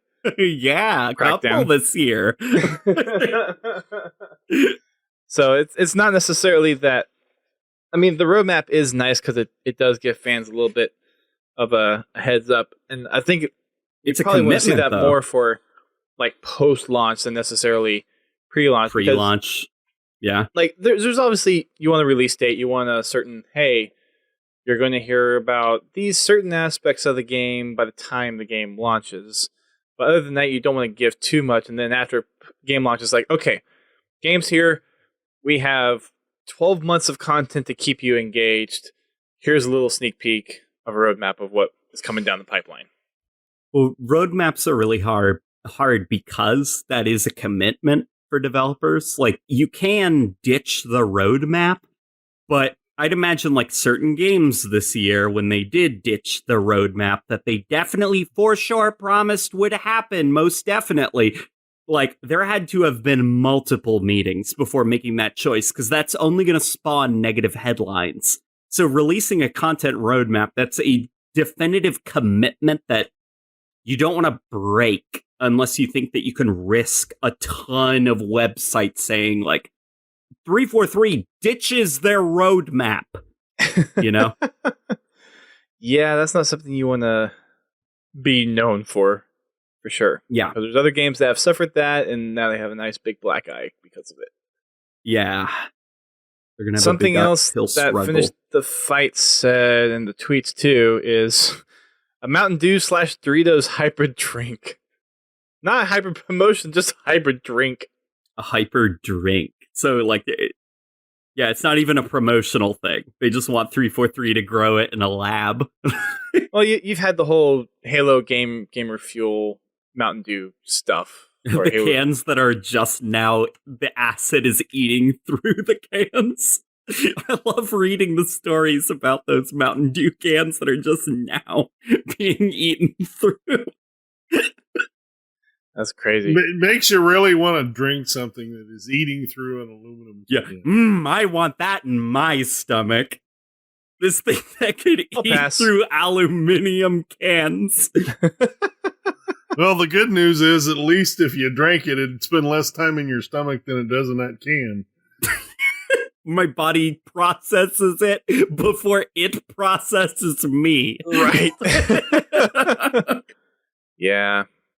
I know I kind of said that ARGs is one of the popular ones, but where was this one?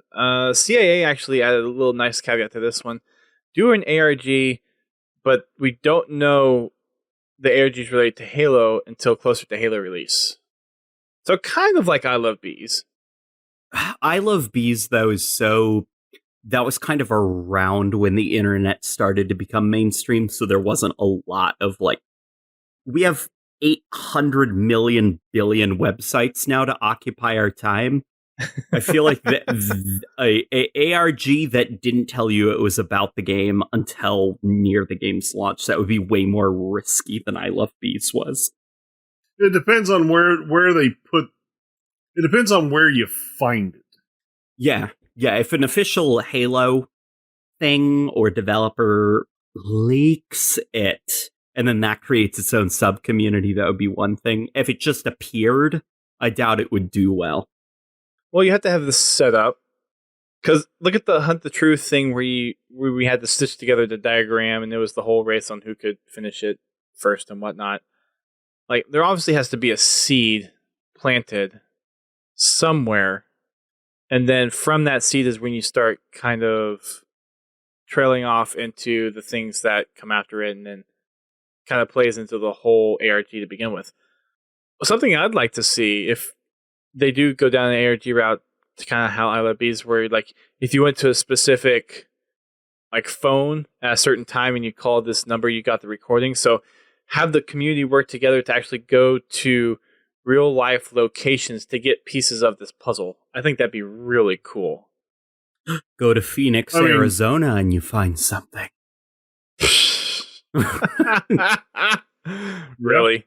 Bungie did that with Destiny. Yeah. Oh, they did? Yeah. Yeah, they did.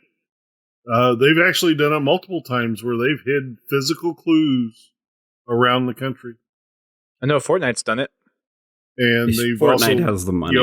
They've had given out physical prizes that way too. They give you clues in the game, and you have to figure out where it is, just somewhere in the country. Remember when Resident Evil, was it 6? They like hid fake human body parts around the city, and What? they didn't stop to think what would happen if someone who didn't play the game found what appears to be a severed hand or something like that.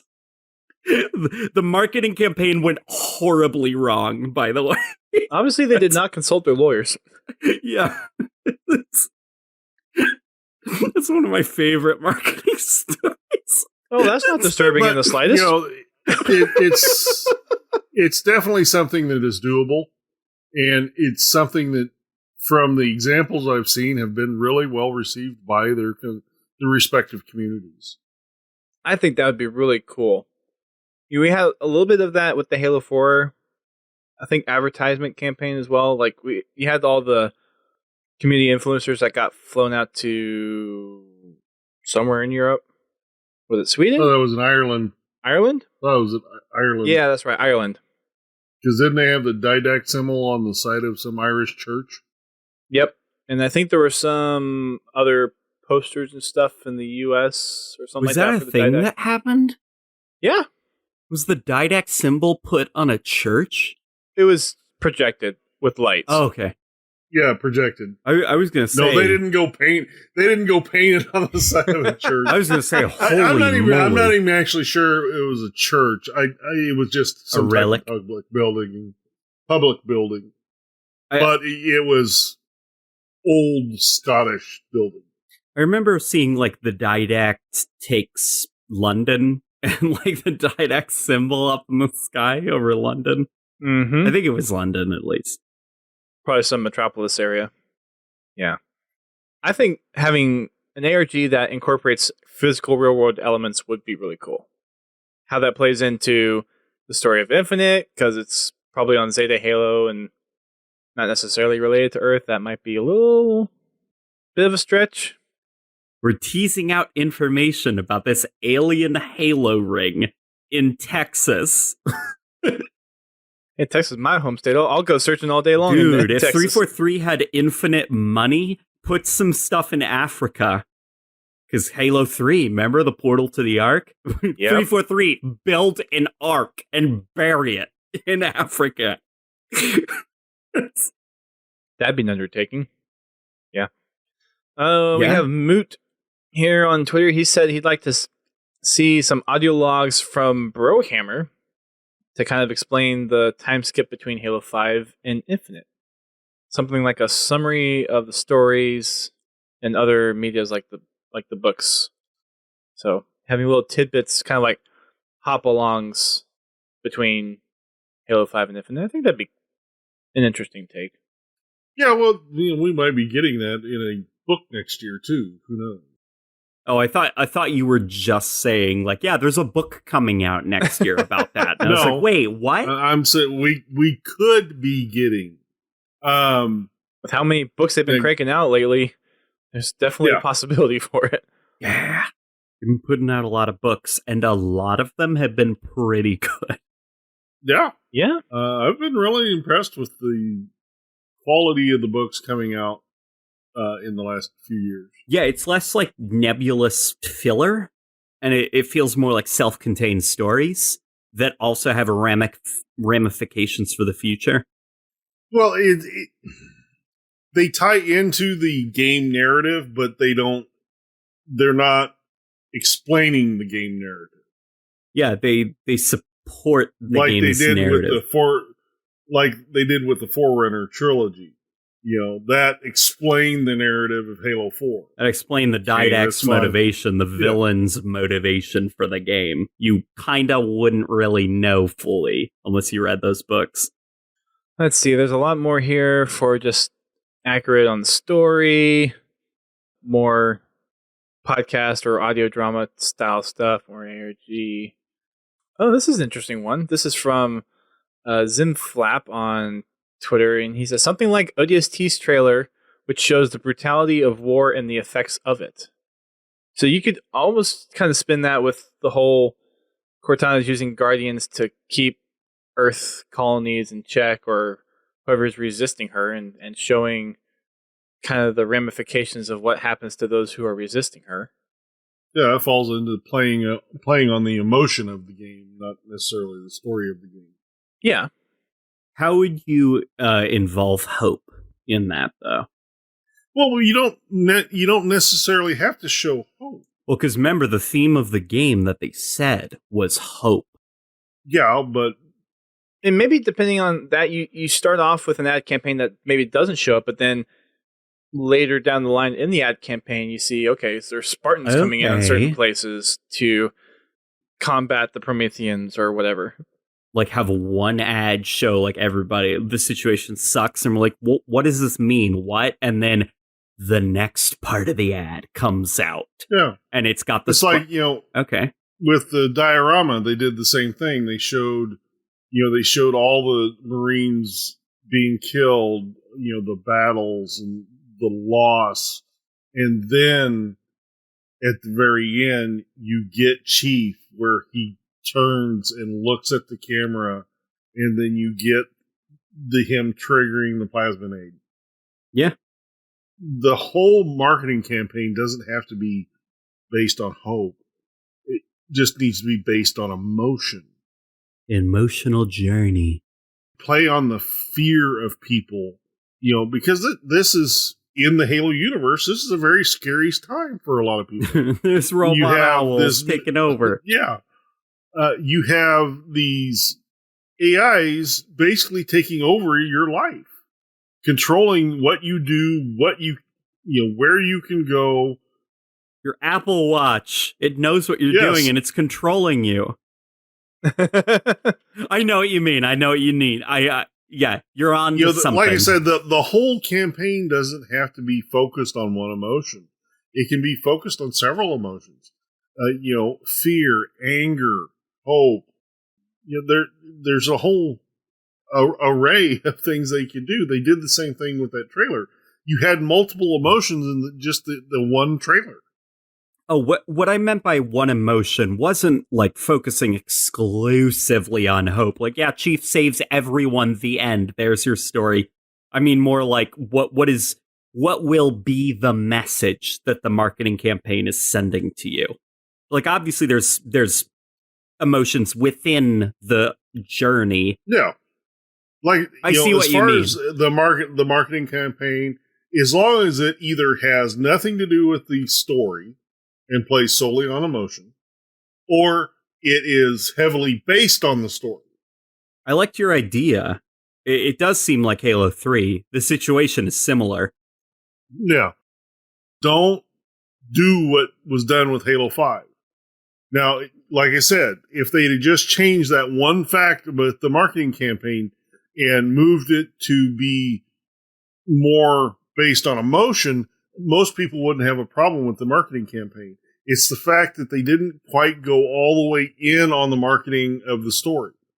I think we're in a little bit different position with Halo Infinite, though, because after Halo 2, there was a little more ambiguity into what was going to happen after Halo 2, especially with the fact that the Arbiter was already starting to turn against the Prophets. There was already a glimpse of hope there, so there was something to play off of. With Halo 5 to Halo Infinite, right now, we've got a really kind of down, hopeless it's very dark. So, and the lazy Ingie in the Mixer chat kind of brings up an interesting point of like, you need to feel hopeless to be hopeful.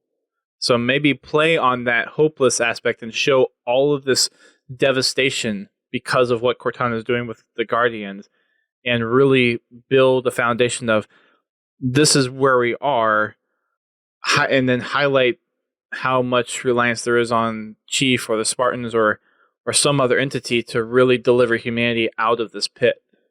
I had a weird dream in 2016 that was kind of related to Halo 5. It was like, I mean, I'm sure it's probably like, it's just like a dumb thing that would probably seem super cringy in game, but I remember the dream specifically. I quickly drew it when I woke up because I was like, I don't want this memory to leave. And it was of Master Chief and Locke up in a hill somewhere with sniper rifles and kind of shrouds over their armor, surveying a camp of imprisoned humans and elites with weird Forerunner harnesses on them so that they couldn't do whatever. And they were building up beautiful monuments and cities that like people who weren't resisting were living in. Huh. Like, what you're not seeing off screen while you're living in this perfect robot utopia is, like, the people who are resisting are building it for you, and they're the criminals. And so, yeah, you could probably play off of that. You'd have your journey of emotions of, like, the people who do serve Cortana are living in, like, a utopia. The people who are not are terrified for their lives as sentinels are, like, overtaking the skies. You know, spotlights are everywhere. That'd be an interesting take on it. Yeah. Like I said, I'm sure whatever they choose to do, it won't I'm be sure like that. I will be. That's very fan fiction-y, but I'm sure I'll be very impressed with the marketing. The main thing I want is not to be let down. I think we all want that at this point. So check any and all the above. So you'd point definitively to Halo 3 as, like, I want the marketing to go in this direction. Sell us on an emotional, like, thing that we want to reach. I want it. Not the specifics. No, it doesn't have to go that way. That's a good way to go. I don't want them to go halfway. It's like with Halo 5s, they tried to do both. They tried to play on the emotion and they tried to play on the story. Pick one or the other. Either play on emotion, which to me seems to be a more effective marketing campaign. After Discover Hope and Halo 3. Just because of the sheer numbers of copies of that Halo 3 sold. But, of course, the market was different back then, too. There were less games competing for the same attention. Don't get me wrong, there was a lot of competition. And I mean competition across the board, where Halo had defined themselves in a specific way. Halo was Fortnite back then.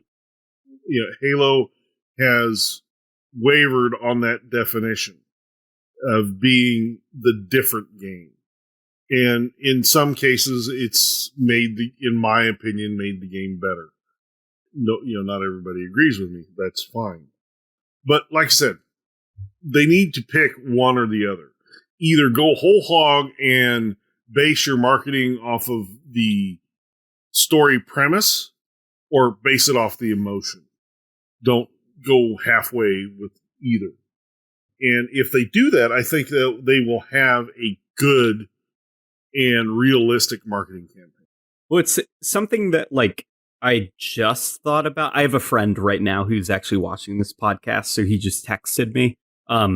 He brought up a point that he wanted me to ask you guys. For some reason, he's calling Godzilla, Todd. He's calling you Jeff for some reason. Do you want, like, what do you guys think about the spiritual reboot that they're talking about, like, in some of the pre-stuff? Like, some of us are viewing this as Halo 6, but the way 343 seems to be talking about it is like it's the start of something new. It could very well be.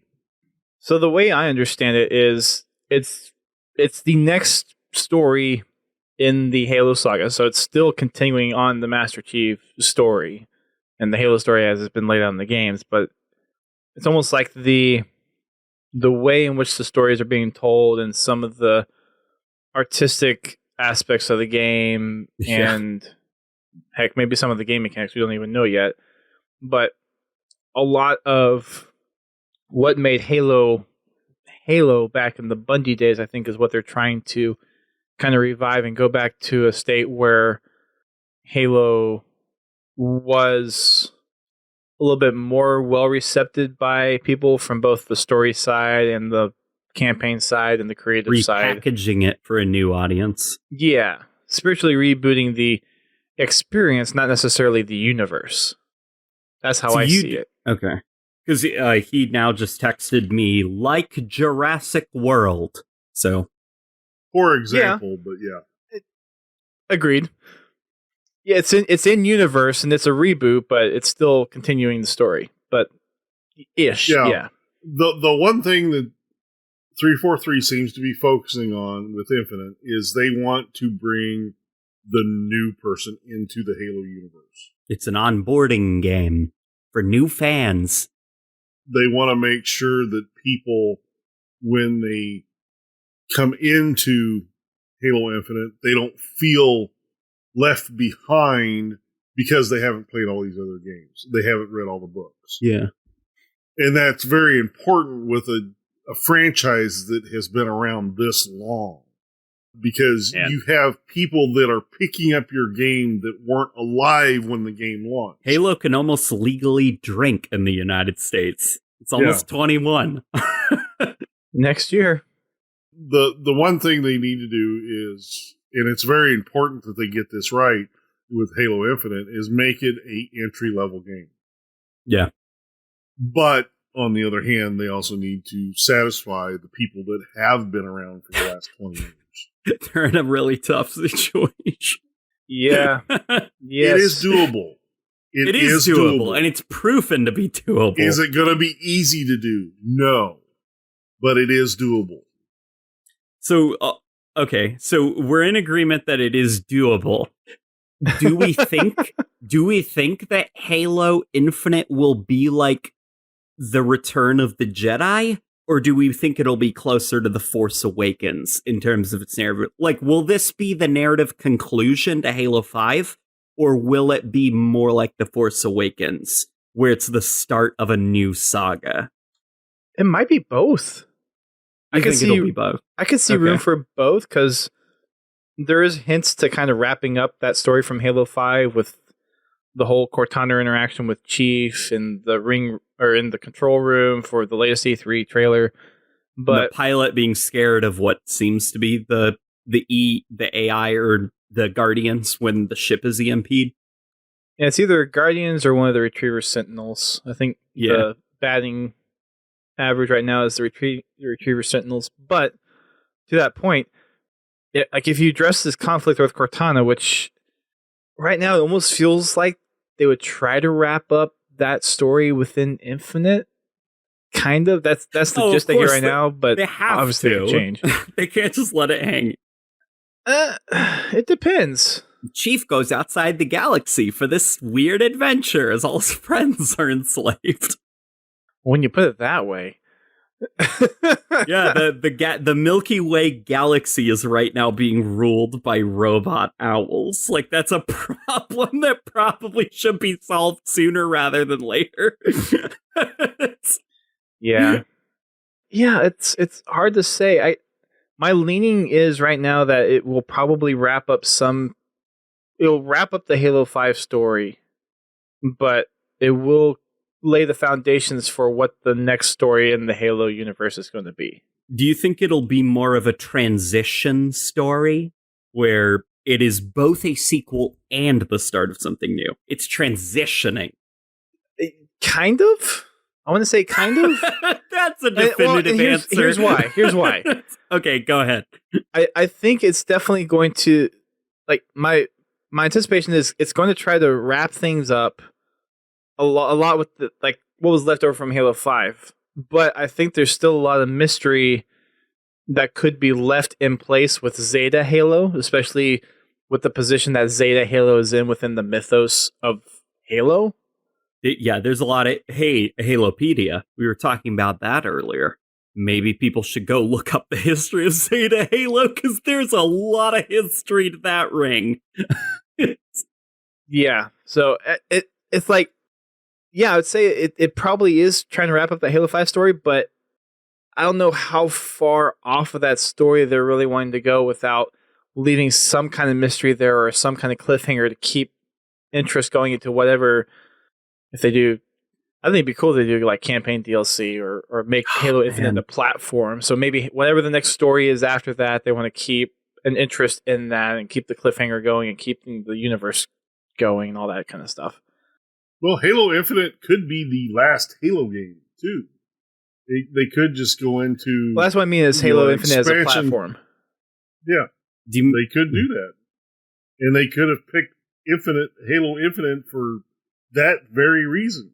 That's an interesting theory. Like it being more of like a platform? I don't know. Could you go into that? I'm interested Yeah, to hear yeah. why So, you think that. so you have the subspace engine and Halo Infinite as the framework of where Halo will be built up from here on out, and then the quote unquote new game is a campaign expansion or a multiplayer improvement, and multiplayer kind of improves over time. There's new maps, there's new mechanics, and maybe there's an offset where, okay, this is Halo Infinite multiplayer, and like kind of how you had the TU with Halo Reach, maybe there's an ongoing evolution of, okay, we're redefining the multiplayer aspect for Halo, and we're trying to kind of modernize and keep it going for a certain time and certain breath into the future. Are you saying kind of like Destiny, with the way Destiny 2 Forsaken was almost like a complete title relaunch of the game? Yeah. And if Okay, you look that's interesting. I mean, not this isn't a really good comparison, but that's what I'm going to use anyways.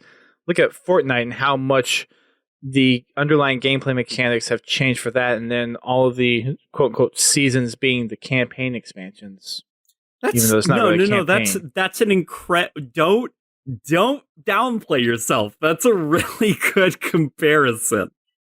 Because like people haven't left Fortnite. That game refuses to die for so long. So if Halo took a similar approach where it almost rebooted itself every time a apparent sequel should come out.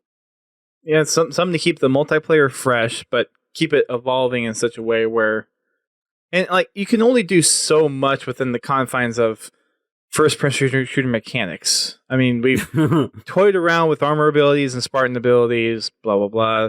There's new weapons that come in. There's the whole dual wielding thing. So there's been these small feature things, yet they've been pivotal within Halo. But we're almost kind of to the extent of how much we can really build upon the multiplayer aspect of Halo PvP.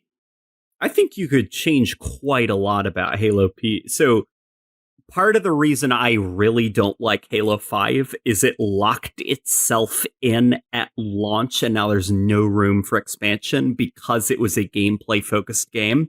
If you launched with a very simplistic gameplay and innovated via like a new season, we put the grav lift as a portable device on the map. That's an external sandbox element. So depending on the season, you'd have different sandbox items added to the game that would radically change how the game would be played. Well, I was thinking more of the aspect of you as a player, what your mechanics are.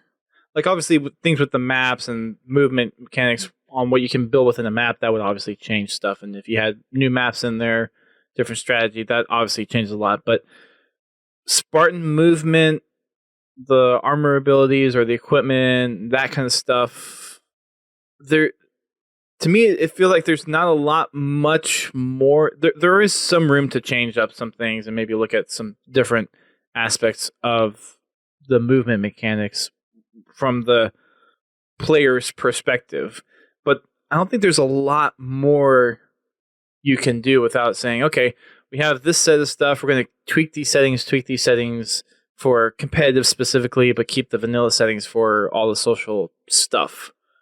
Well, what's kind of interesting about Fortnite is the way that it keeps innovating itself. Is it ironically has kind of a Halo mindset, classic Halo at least, where it's more about the sandbox and the toys in the environment than it is core gameplay abilities. And I think if Halo took a mindset like Fortnite or even its classic iteration, and instead of how your Spartan moves, it's more about what your Spartan can pick up in an environment, and that's what changes gameplay. I think it would be more interesting than like Halo 5, where you're trapped with your thruster pack, your Spartan charge, and all this stuff. Yeah. We've obviously hit a big tangent, and we'll have to try to bring back into around at some other point. Its own discussion that could easily last well over 2 hours. Yeah, it was. So many opinions on that subject. Spartan movement versus sandbox. Yeah, that's definitely a big one. That's going to probably warrant its own podcast at some point. Yeah. Drew Freeman said that he'd like to see some marketing for some big games. So obviously Super Bowl, NBA Finals, and that kind of stuff. So I want to see Master Chief at the Super Bowl. That would be incredible. Master Chief drag out a Halo 2 like space pickle onto the football field from Halo 2, the space pickle that the Covenant left. Space pickle. Remember that the big bomb they had? Yeah. Oh. What if like a Master Chief dragged the space pickle out onto the field, giving the Covenant back their bomb, giving the quarterbacks back their ball? It wouldn't be that outlandish. I mean, hey, they sponsored 2 NASCAR cars for Halo 5. That's not exactly a drop in the bucket. Yeah, that's true. It wasn't. Yeah, there's a lot more room for innovation there. I'll just leave it at that. I found it really interesting that both cars didn't even finish in the top 10. Oh, poor Master Chief. Lol. That covers most of the Twitter responses, though. Is advertisement that's accurate to the product, all the ARG stuff, and all of the audio drama stuff. Those are kind of like the big 3 things that people have been rattling about on Twitter. And obviously there's a few that are like, let's kind of figure out what the gaps are between Halo 5 and Infinite. What happened during that time? And my personal what I would like to see is if they do something like the Hunt the Truth, get little audio snip, or it gets to be more like ilovebees, where you have different audio snippets from people that are experiencing what it's like under the regime of Cortana, and get little snippets of this is how it looks like from a UEG standpoint, this is what it looks like from an Outer Colony standpoint, this is what it looks like from some pirate that's just roaming the stars and their slip space little whatever. I'd assume the insurrectionists would be super okay with Cortana. Because that's before you go, that's kind of what they're about. They're like, hey, the UNSC kind of sucks. And then the AI were like, hey, the UNSC kind of sucks. But it's a replacement of control. Yeah, the insurrectionists, the reason they're against the UNSC is because the UNSC wants control over their colony. And the AI. The insurrectionists want to control their own colony. Yeah. So if the AI are doing the exact same thing, the insurrectionists do not want to have fair point. That happen. You instantly convinced me. That I was wrong. That's the whole thing behind the insurrection. Never mind. I retract. You're right. You're completely right. Control their own life. I'm backtracking immediately. Never mind. You're right. You're completely right. Yeah. I'm looking through all the Discord responses too. It's pretty similar to what we got on Twitter. I'm trying to look through all the other ones before I head over to the Halopedia one, because I know there's some special ones in there. There's more mentions of TV spots having. I don't doubt there won't be TV commercials for Halo. We've had it for the past few Halo games. We will see Master Chief with a space pickle at the Super Bowl. It's possible. If you guys could direct your own advertisement for Halo, doesn't need to be about Infinite. If you could sell an audience on Halo, what would you do as a live action advertisement? The two of you. And it doesn't need to be about a specific game. Just sell somebody who doesn't know what Halo is on Halo. What would you do if you had infinite money to make a live action ad? Well, obviously, it'd be Chief related, because that's pretty much what the Halo franchise is known for, because people call Master Chief Halo. You can also be as creative as possible. Think of like 2 minutes for your ad. What would you do? I mean, if you were to go with what kind of the Bungie fundamentals were, it'd be Master Chief defending some part of humanity from the Covenant in some way or form. Yeah? Go I'd on. I'd have to think about that more. That's a deep and complicated question. I don't know. Do you got Yeah, something, I'm not GT? even- I mean, that's going to take me a while to think about. GT, you seem like an I'm not even awake enough to figure that one out. Yeah, I'll get back to you on that one. Okay. That'd be the good thing to discuss on a video of yours For me or you? for Or you. GT? Oh, For you. My hypothetical trailer for Halo, directed by me with unlimited money. It'd make for a good discussion topic. Yeah, that's its own discussion topic as well. Distilling what Halo is as an IP. Is very. I mean, that's one of the things I like about Halo is just how much breadth there is to it. So it's almost like, how do you condense Halo down into 2 minutes? Like with the state it is in today. Like you could probably do it up through the Halo 3 era, maybe through Halo Reach, but where Halo is today, that's hard. That's a tough calling right there. Yeah. You'd have to. Do you guys think like do you think that the Forerunners are kind of, I mean, obviously the Forerunners are a pillar of Halo. I mean, they're the history of the Halo universe, but like, are they the core of the Halo universe? Like, if you were to sell somebody who isn't familiar with Halo, like if a person like at gunpoint asked you, what is Halo? Would it be about the conflict, like the UNSC versus the Covenant? Or would it be kind of about the Forerunners, these like weirdos who made these giant rings? It'd be about the conflict. With like the UNSC versus the Covenant, or just conflict in space? UNSC and Covenant. I think if you were to have someone enter into the universe, you would start with that, and because not everybody really gets into the breadth of the external fiction, like with the comic books. There's and way too much of it. It's a universe. Like and the first person shooters are the mainline appeal to Halo, so I would probably stick with that human Covenant conflict as the underlying theme to get into the universe. What about you, Todd? That'd probably go along with the same thing. You know, to go into the battle that the human race is fighting to stave off extinction.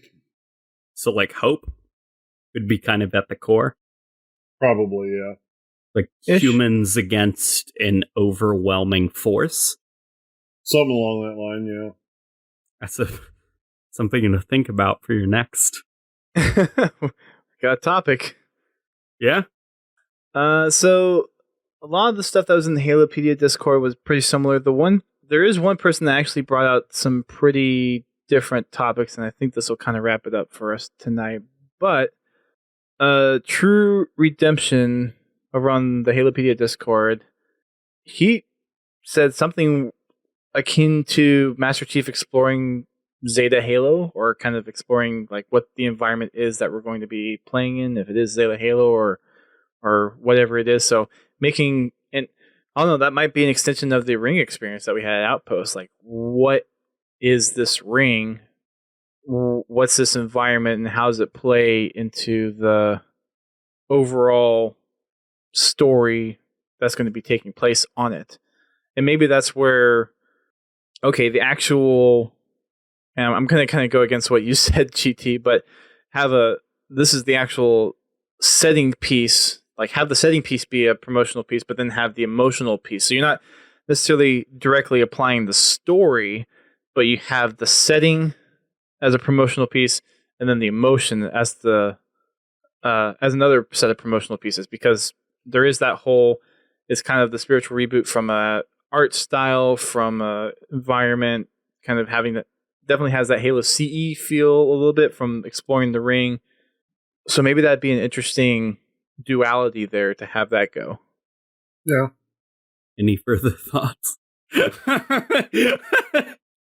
Anything else?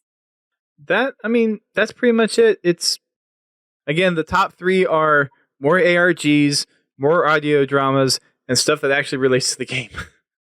Yeah, Yeah. Those are the running trends. man, almost 3 hours. Yeah, we really talked about this thing. It's a we got a lot of responses. People like this is probably one of those topics that doesn't get brought up too much, but it does make a big impact into how well the game is perceived while it's approaching its end of It's- development. A lot of people hold a lot of nostalgia for marketing campaigns, which seems kind of like weird and creepy when you put it out that way, but it is a like experience for people that can inform how the product is at launch. Yeah.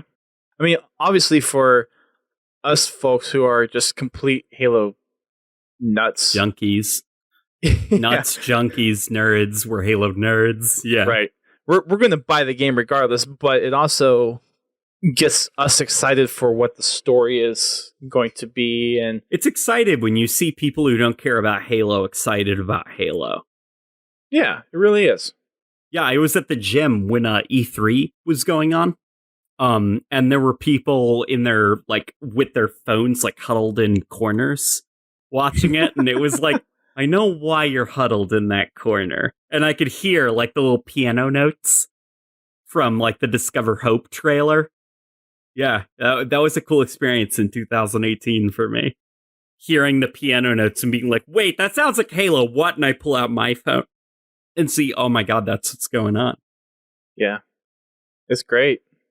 Any final comments? No, I'm tapped out. Todd, when you're more awake, I'd love to hear some of your thoughts on some of this stuff, because your stuff is really insightful whenever you speak up. I like hearing whenever you have opinions. Yeah, I hadn't thought about the whole fact that Halo 3's promotion played to the emotion of the game. I hadn't really thought of that before. You brought up a very good that's point. one of the joys of starting your day at 4:30 in the morning. I don't get to sleep in like some government workers. Oh no, that's a Whoa. problem. Whoa. All right. Well, it's been one heck of a show. Thank you, Late Night, for coming on and having this fun little banter with us. You're welcome. Thank you for having me on. This was awesome. I really had fun. Good. Well, we hope to have you back at some point. Tell the listeners where they can find you. So they can find me at, if you look up Late Night Gaming on YouTube, you'll find me. And if you can look up Late Night Gaming on Twitter, you'll probably find people arguing about me.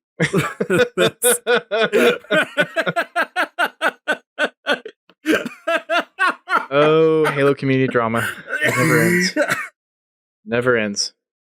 Yeah. Very nice. Anything you're working on lately that people should be anticipating? Anything and everything. I've got a couple of projects in the pipeline. I don't know. People just like watching my videos, and I'm happy that they do. I won't ask why. I'm happy they like my videos. Fair enough. Well, you can find us across all social media platforms. Just search for Podtacular. We're on Twitter, Facebook, Instagram, and live stream on YouTube, Twitch, and Mixer every Thursday at 9 p.m. for our podcast. Fraggin' Fridays, hosted by GT, starts at 8:30 p.m. Eastern Time. And then Achievement Streams with me happens at 10 p.m. on Sundays. Might change that up for the time change. But right now, 10 p.m. Yeah, Eastern that Time. happened. The time change. Yes, it did. Yes, it did. I'm feeling it. I don't know about you. I'm sorry you said that, and something in my brain went off because I hate this time change. Yeah, it's rough.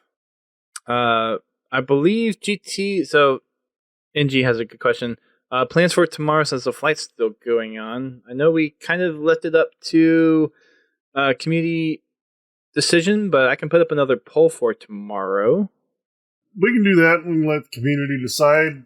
What we can do is do like we did this last week. We can do first hour in the flight, and then we'll do the second hour in Halo 5, if that's what they want to do. Or we can just take a break from the flight and be all Halo 5. Sounds good. So find out that poll tomorrow, and we'll let you know. There you go. GT, where can people find you? You can find me on Twitter at Godzilla Todd, or you can find me. You can also find me at Mixer, also at Godzilla Todd, or on Xbox Live at Godzilla Space T. Very nice. And you can find me at Duststorm on Twitter and Twitch and Mixer. I am Duststorm117 on Facebook, Duststorm Pettigrew on Instagram, and that's most of my social media presence. I've been streaming Borderlands with coworkers on Tuesdays, so if you want to pop on over and watch me there, you can. And no Airkeeper, no MySpace. You just had to fill in for pins on that one, didn't you? Somebody mentioned it earlier. Yeah, at the beginning of the show I saw. Next week, we will have a couple of guests on to talk about the community's reactions to Halo Outpost. So we had DJ Blue and John Friend on 2 episodes ago to talk about their reaction to how Outpost went. So now we're going to have the flip side of that. The person who attempted to do the Pelican run solo that I had mentioned for the past couple of episodes, we're going to have him on. We might have Trevor on, who's one of the pretty prominent people that attends almost every single Halo event there is. I don't remember what his last name is off the top of my head. He turned 21 on the Saturday or Sunday at Outpost Houston. He had a nice little birthday celebration there. Happy birthday! Yeah, I think it was Houston. Pretty sure it was Houston. So we might have him on, and we might have some other people on. Who knows? Taras might be back. Wait till next week to find out. But that'll be it for us tonight, everybody. Thanks again for tuning in for the live stream. And for those that download this, thank you all for committing time to listening to this one, especially this one being long. So if you made it this far, we appreciate it. We'll catch you all next week on the show, or if we see you tomorrow for Fragging Friday, we'll talk with you then. Keep on fragging them trucks.